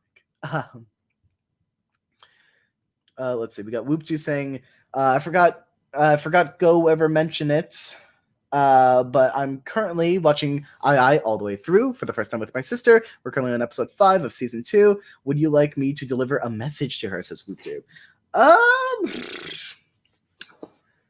I don't know. Should it be like a... I'd say the message should be something along the lines of, thank you for making it this far. I know it's a dangerous voyage getting through up until that point. I'll say that post season 2 episode 5, and even plenty of stuff before that I really like, but I think after that point is the time where it starts to get pretty consistent in terms of I'm definitely enjoying everything we're putting out from this point on. So I appreciate you going the distance to reach this point. It would maybe it would help if like I knew who your favorite characters were and I could just do a silly voice and say that I appreciate you. So I'm gonna do a mix right now. Hello, I appreciate you. You're awesome. Yo yo yo. La la la, you're really cool. You haven't gotten up to me yet. Nor have you gotten up to Justin voicing his me-pad. And Goo, you're scaring them. There you go. I hope that was at least semi-coherent. Next we got frick, it bounced me far down again on on these messages. Oh, I did catch up to the point where I can use the Streamlabs chat to show everything. Okay, wonderful. So where did I leave off then? So we got evidence. Do I like burritos? Okay, yeah, I'm down for them. We got is Knife actually going to do the Pog and II-15? If we promise that, I apologize. I'm not sure though. I mean, we could always add in an animation. It's possible. I'm gonna put it as a unlikely possibility. Going to take over II and make every episode about Me Phone 4 and only him /J. I mean, II 2 is pretty good at that anyway. Voice request from Meepad's voice. When the imposter seems to be acting rather suspicious. I guess I am still about 20 minutes behind. Just realizing that now. Non-II question, do you have any like headcanons or like little details on Red Cream Soda guy you played as in Chalk? Actually, that wasn't me. That would be another II writer-director, Taylor Graben. So next time Taylor's around, feel free to ask. But I do really like Red Cream Soda. I'll throw that out there. Okay, there's a lot of love for cherries in the chat. I'm very happy to see that. There's the FFF question. Okay, so I guess some of the things I've seen in the chat, I guess I was missing some questions. Okay, so I'm gonna have to scroll back up again. Okay. If you Davash asks, if you got an avocado, would you say thanks? Thanks. Yes. that's a top tier meme. We got there's Remember Sonic. Okay, got it. There's the episode 5 message. Okay, I should be set now with knowing where I am in this chat, which means I'm only 8 minutes behind now. Pretty poggert. Which II character would unironically pog? Very important question. Okay. So pogging isn't necessarily memeing, right? So you could pog and I think like cheesy is like the obvious like first thought answer. I'm gonna say cheesy, light bulb, goo would definitely. Toilet, if having the physical ability to pog, would absolutely pog. This is undebatable. These are the logical conclusions that you make when you have a little noggin like I do. And goodbye, cats. You're doing great on Broadway. Let's see. Luigra. I don't know if this is supposed to be like Lugia or Luigi. I'm gonna assume like Luigra. Maybe that's just your name, and maybe I'm butchering it, and I apologize. The question is, I don't know if this has been asked before, but was Fan intended to be written as autistic, or is it just coincidence that he gives off autistic vibes? I know Brian's hit on this question before, at the very least. I'll be honest in that we did not write with autism in mind for Fan. But whenever people analyze him as such, I go, yeah, I mean, this all adds up. This makes sense. I'm glad that people could see themselves in him. I think since that became a more popular headcanon, it may have been lent into a little bit more in his writing. I'll be honest in that, being that he got eliminated in spoiler alert for Inanimate Insanity Invitational Season 2, Episode 2. I never wrote for Fan in my in Invitational at the point where this has become a more popular headcanon. But I mean, like, anything with his hyperfixations and how he reacts to change in other scenarios, it does make a lot of sense, and I really like the headcanon, and I vibe with it. But on a personal level, it wasn't a thought in the time that I have written for Fan, which, I mean, last time I wrote for Fan was about a year. Well, when was season 2, episode 14 written? Whenever that was written, I guess it would be early 2020. Probably like January 2020, I would guess. That wasn't in my mind, but I like it. TLDR. Let's see. There's something about pickle and crying. I guess I am catching up quite a bit, which is good. Feel free to ask more questions, but I am glad to catch up a little bit. Are we talking about OJ crimes? I love OJ.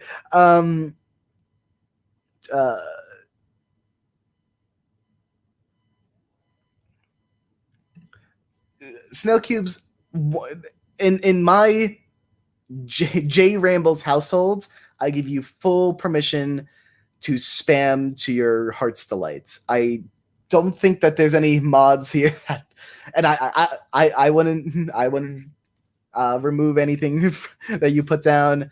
I don't think we have any mods for that. This is meant to be chill zone. I like to keep it as moderation free as possible to keep that up. So if you need to spam just a little bit, feel free to. I'm glad you're vibing with this, and I like to talk II.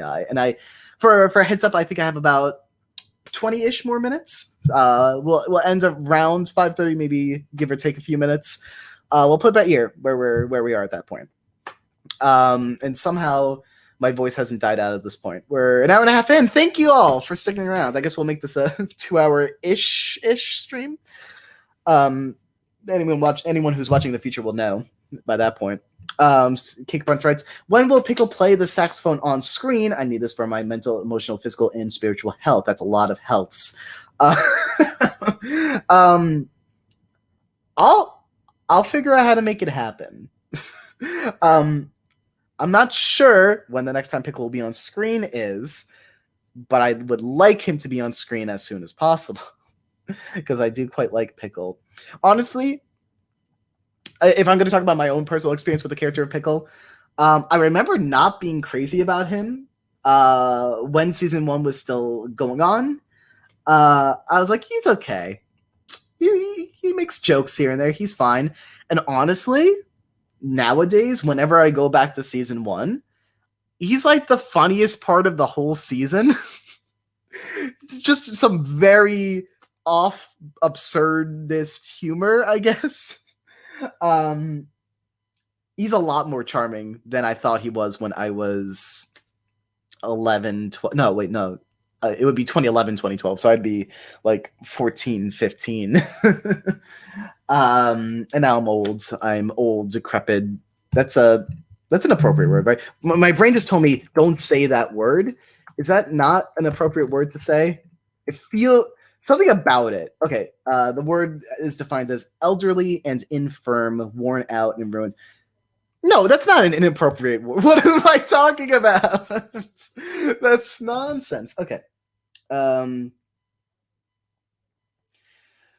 I just need to make sure that I wasn't missing any like important messages. When you're on the II team, there could be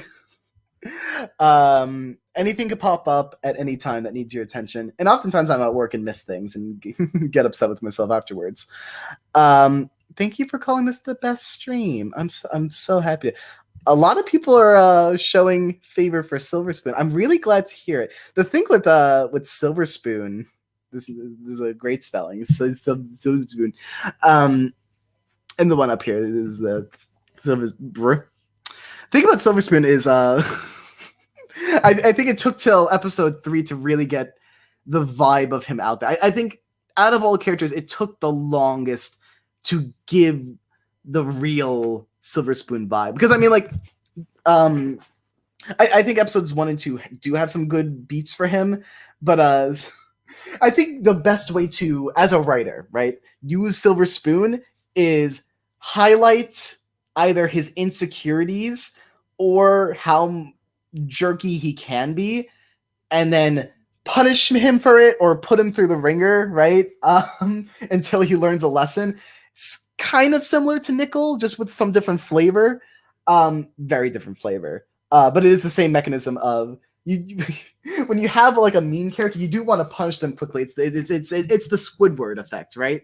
And it isn't satisfying to punish Squidward unless prior to that point in the episode where he's being punished, he was doing something wrong or rude or selfish, right? And then there's comeuppance.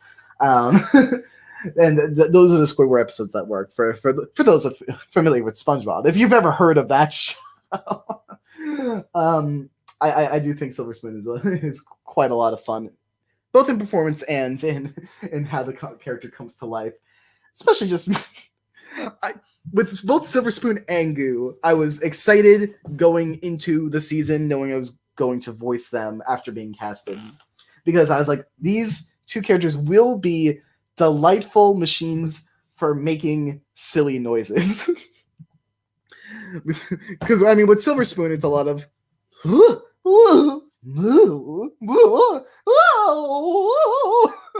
and believe me, there's more to come.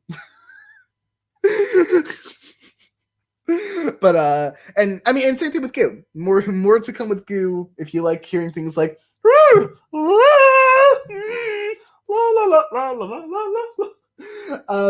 don't get to do that often with, say, Knife or Meatpad. You get a little bit with that with Paper, who doesn't exist. I mean, obviously, for the question earlier about like put someone on FFF, I'll add Paper to that list too. Was teased, so I feel obligated to make sure that we get a payoff there. That one guy 2009 writes, "Do you like Sonic Mania? Wow." Here's the thing. I think I love Sonic, and I have not bought a Sonic game in years. I'll watch Sonic gameplay. I'll listen to people for hours talk about Sonic. I have not played a new Sonic game in an eternity. I remember the Sonic Generations demo came out, and I played that a lot and went, "Oh my gosh, this is so fun." Never bought the game. That's just I haven't bought a video game in a while. If I'm gonna buy a video game today, it's gonna be Pokemon Snap, because I need that relaxing energy with cute Pokemon. I've been wanting to get that for a while. Where am I right now? I'm at about 10 minutes ago. Oh, here we go. Cherry Lover Girl writes, "Oh, speaking of Silver Spoon, did you make up the accent for him, or is his voice a certain accent? If that makes sense." Yes and no. Taylor pitched him as a more posh-esque character. This might be a cheap answer, but like I don't think about it that much. I don't know. Purple Face actually is a good starting point, right? Because Purple Face, a lot of people have said that he has what sounds like an English-ish accent. That was not intentional on my part. If you see him as such, this might sound offensive, and I hope it does. No, I don't. When I started doing the Purple Face voice, I mean, firstly, I was basing it off of a voice I did in 2012, I believe, right? With BFDI episode 24. When Purple Face came back for BFB 23, I was A, trying to replicate the voice, but B, trying to make the voice more expressive. So to me, it was just silly voice. But I understand now that I'm doing Silver Spoon and have slightly more posh English influence in the voice. I won't say that it's a full-on accent because that would be kind of insulting to people who do have the accent inherently. That there are some similarities to how I perform Purple Face and Silver Spoon. But Silver Spoon, it is a little more intentional to lean into that. Silver Spoon is an awkward middle ground. It's not far from a perfect accent, and I'll accept that any day of the week. But I'll also say that being that I want the character to remain in this like silly middle ground, it hasn't been an intention for me to build up the accent. But hey, if enough people tell me that they feel insulted by Silver Spoon's voice and that it should feel a little more authentic, I could work on perfecting the accent. I am a sucker for what the fans want. Typically, I just want as many people to be happy as possible. That's a very long answer for a very short question. Okay.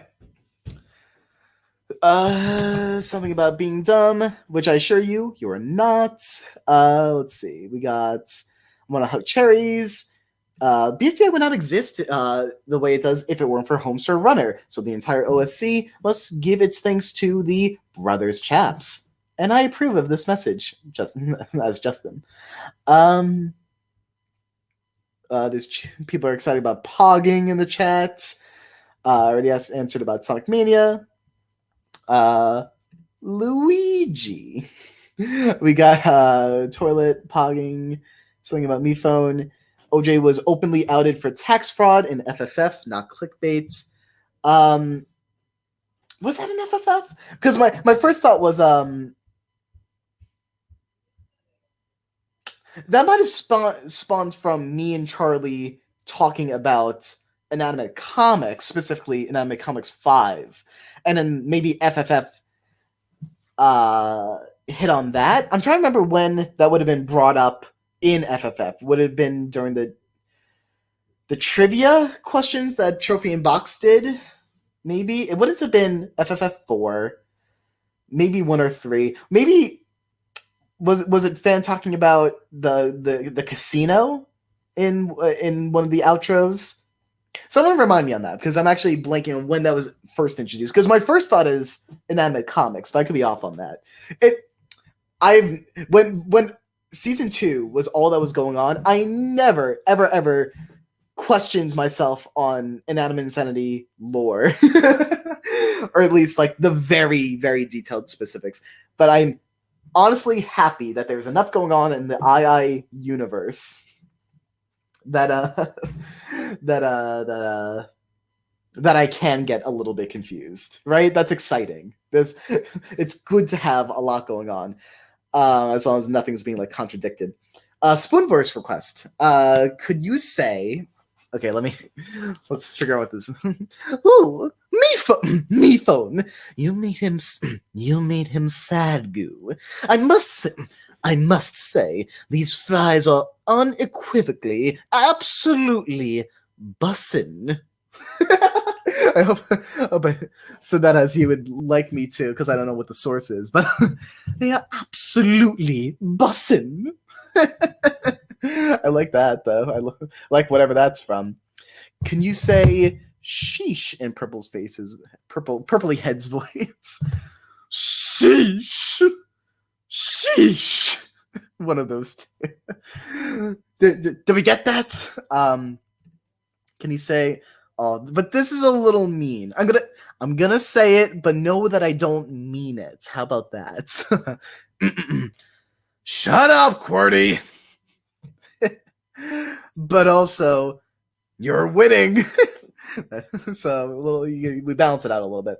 But also, Charlie is winning. That's a coincidence. Do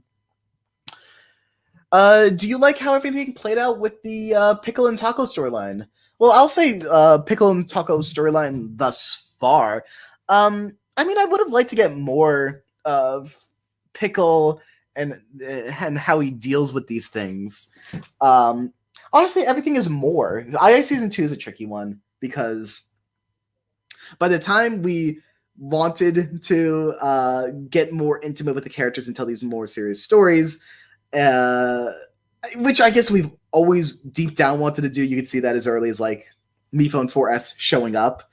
That's just what we enjoy writing, or at least some of us. Like, I mean, like every writer on the team's different, but more is the thought of like I would make a whole episode about like Pickle and how he feels about Taco, and an episode about Taco and how she feels about Pickle. But we need to cover a lot of characters and a lot of stories every episode, especially with season 2. Invitational is a breath of fresh air because when writing season 2 episodes, it feels like it is the end of the world if you don't get everything in this one episode, because there's only a few episodes left and multiple characters are getting out, and like doing Invitational is really nice because you could just tell the stories you want to tell and not have to be thinking too hard about like we're nearing the end of the season. I don't think it would happen again in Invitational because the goal for Invitational isn't to bring it to the stakes of II2, even though it would be nice to get a lot of more intimate. I think Invitational can't have those more intimate stories that we like to do with II2 without doing aliens invade, Cobbs invades. It's not going to hit the grander world stakes, but I do want to still dive into the personal character stakes, because I mean it's a very character driven project, right? Aside from the fact that characters are thrust into challenges every episode, that kind of makes it a plot driven show, but the characters are still the center of it. The whole point is to enjoy the characters and root for the characters. So what was the question? The answer is yes. I like it, and no, I want more. So yes and no. Next question. Object Clock writes, "Hey Justin," in Purple Face's voice, say, "Trust trading my mega neon unicorn in Adopt Me. Totally not exploited." I hope that was to your liking. We got Pickle put down the ducky if he wants to play the saxophone. Whoop-doo, please date me. Staples is winning. They are dating. Love wins. Whoop-doo writes, "Probably my favorite season 1 line ever is, I think I just fractured my ulna." That's a great one. Pickle wins. Pickle wins. We agree. Pickle is very funny, silly, and very good character. I can't say that. D writes, "Hey Justin, what's poppin'? Not much except for you reminding me of original balloon voice actor Nate Groth's object show Space Brawl," which I think someone else took that name at some point. Nate Groth was going to make an object show called Space Brawl, and I was going to voice act as football before the time where football was in a few object shows. and Ace, who was like a trading card, like Ace of Spades. What would those characters sound like? And I'll get to the point in a second. I can remember off the top of my head like their audition lines, because like Ace had like just the luck of the jaw, I guess. I don't remember any other lines, but the guy he was a little shifty. He sounded like this. And there was football, and I think someone used this line eventually in a different object show. That confused me. I don't remember what object show, but and maybe this is an inappropriate thing to say, thinking about it with the current cultural context that I didn't know at the time. So please apologize. I'm just going to speak from what the historical accurate line was. The football line was, "Out of my way, you Fruit Loop. They talk like this. I'm football." That all to say, I remember an audition line from the Space Brawl script, and we're still talking about Nate Groth here, who voice acted as Balloon before Ben did. Got fired from the show after he hacked into the channel and deleted all the videos on the channel back when episode 5.5, I want to say, was the newest episode of season 1. And then came back to the show, kind of still keeps in touch with us, plays a lot of Fortnite, and is now engaged to get married. Crazy. In his Space Brawl edition, there was a character named Purple Drink, who I remember the voice I used for that audition, and the audition line was, "Hey yo, what's poppin'?" That was the voice. "Talk like this, a big announcer-y kind of sound." But what's poppin' reminded me of that, so that's a whole spiel for that. I'm like 16 minutes behind on voice acting. Sam's also here. Welcome, Sam. He writes, "Who is your favorite II cast member whose name rhymes with Samuel Thornberry?"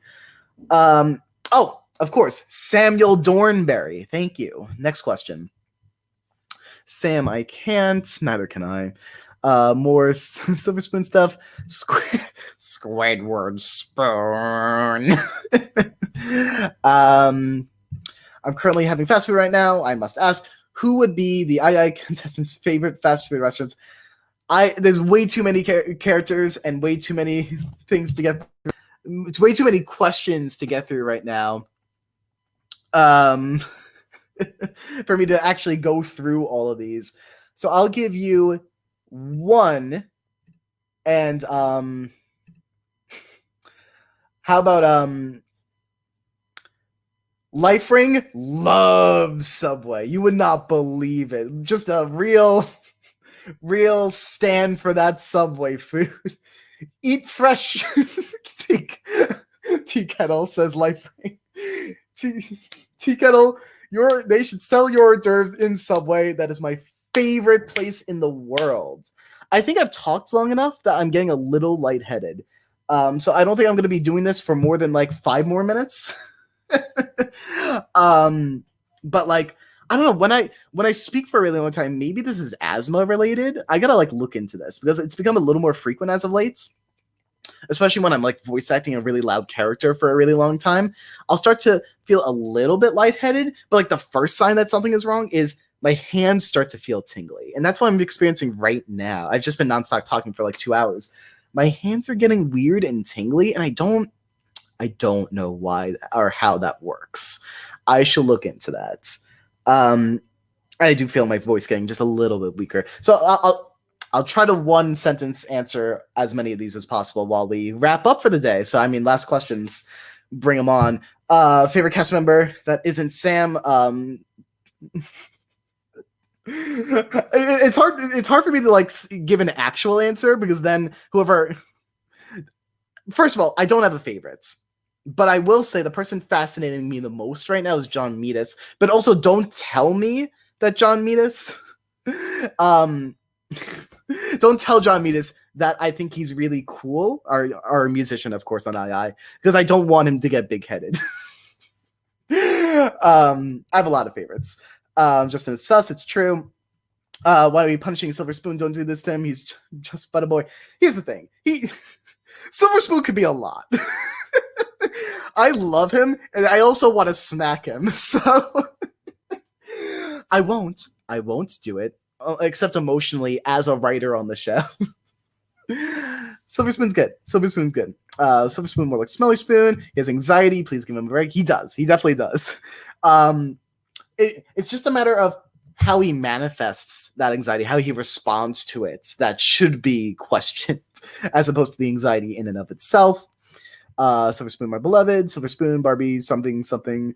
Paper doesn't exist. It's true. I don't remember what that's referencing. Object encounter, August 30th. Pog. That's exciting. And I'm saying invitations, but it's only Silver Spoon making weird noises. Love Silver Spoon. Silver Spoon's weird noises. There's a tweet for that. Please share. I'm sure it's amazing. Should probably get Sonic Colors Ultimate because it's a good game. So Worth It Generations is good too. I'm down. I'll do that. Thank you, Sam. That was. No one expects Sam to give just a legitimate response after the last thing he says is, "Who's your favorite person who rhymes with whatever Samuel Thornberry rhyme?" Question about the floor. Me and my friends were talking about him earlier. Does he like just wait under the table for people to drop their food? How does the man get the food? The answer is yes. He has to ask a lot.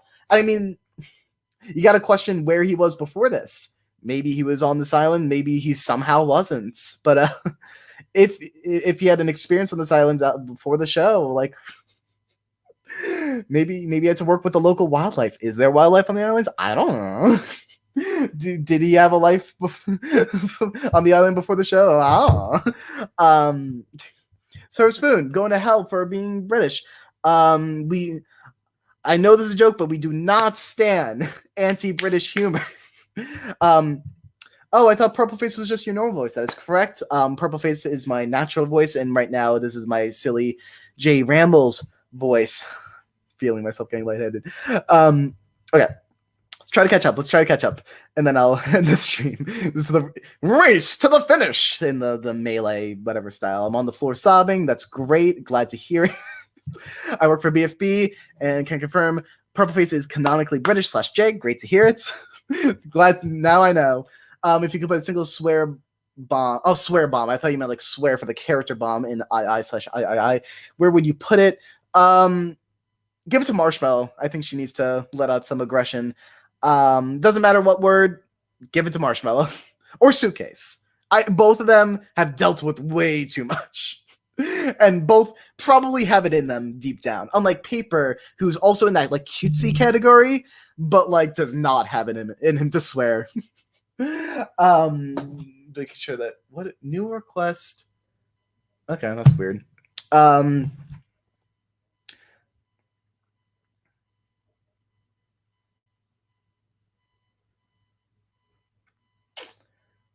This is probably the longest. That's probably the longest I went without speaking for the entirety of this stream.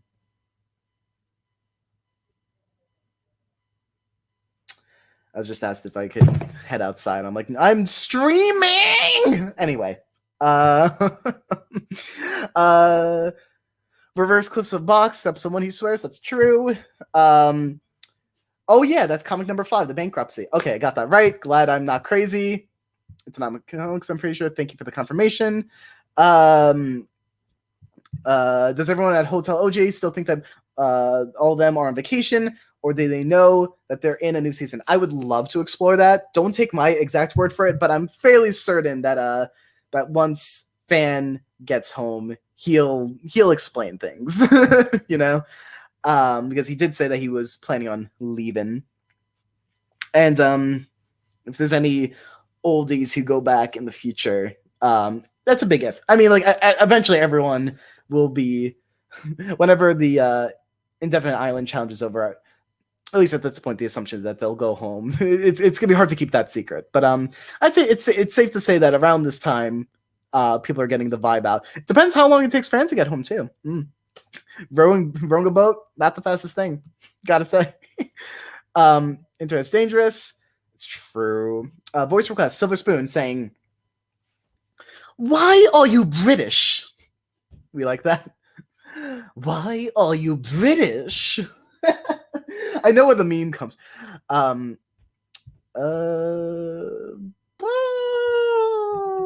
Okay. Catch up on stories. Pickle and Taco story thus far. I mean, it is a funny meme that it always comes back to Charlie whenever Pickle's brought up. But I mean, I like Pickle and Taco. I'd like to do a little bit more. I'd like to think that we're not done with that. Voice request, possibly say in nice voice, "This bread bussin'."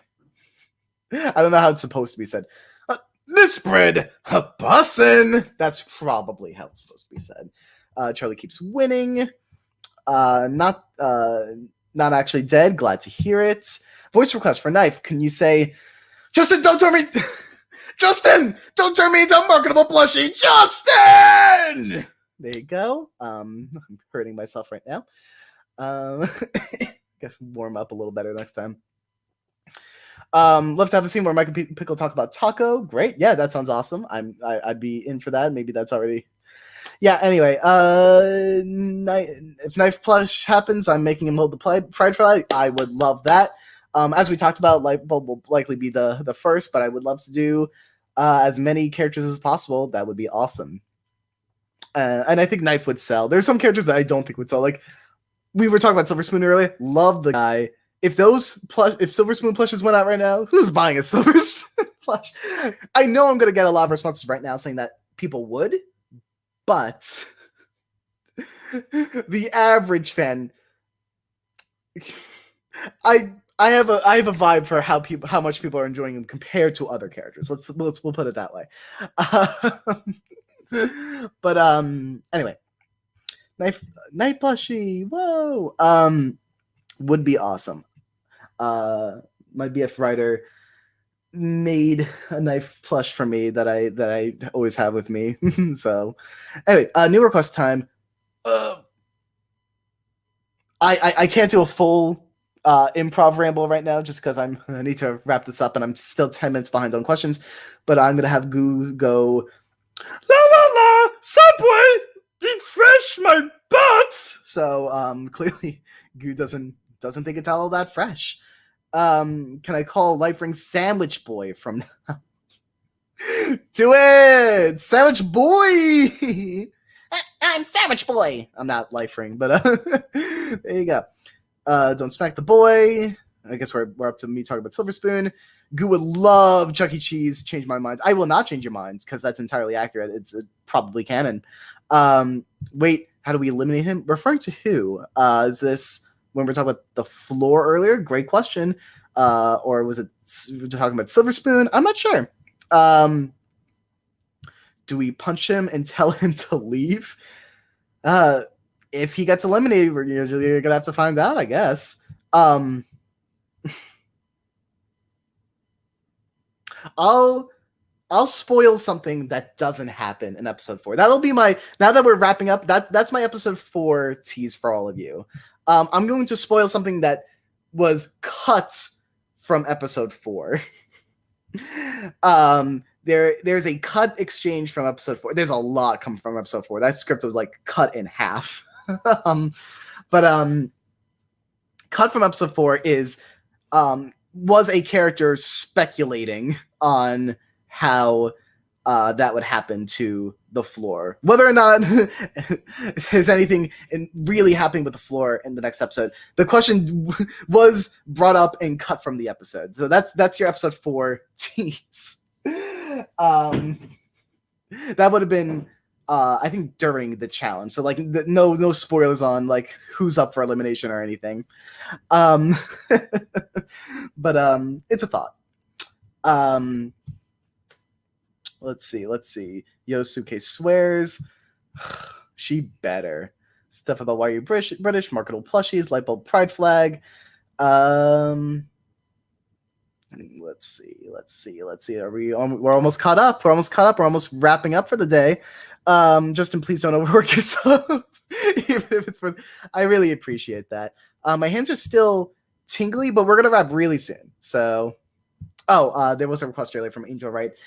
Paper saying, "Why are you gay?" There you go.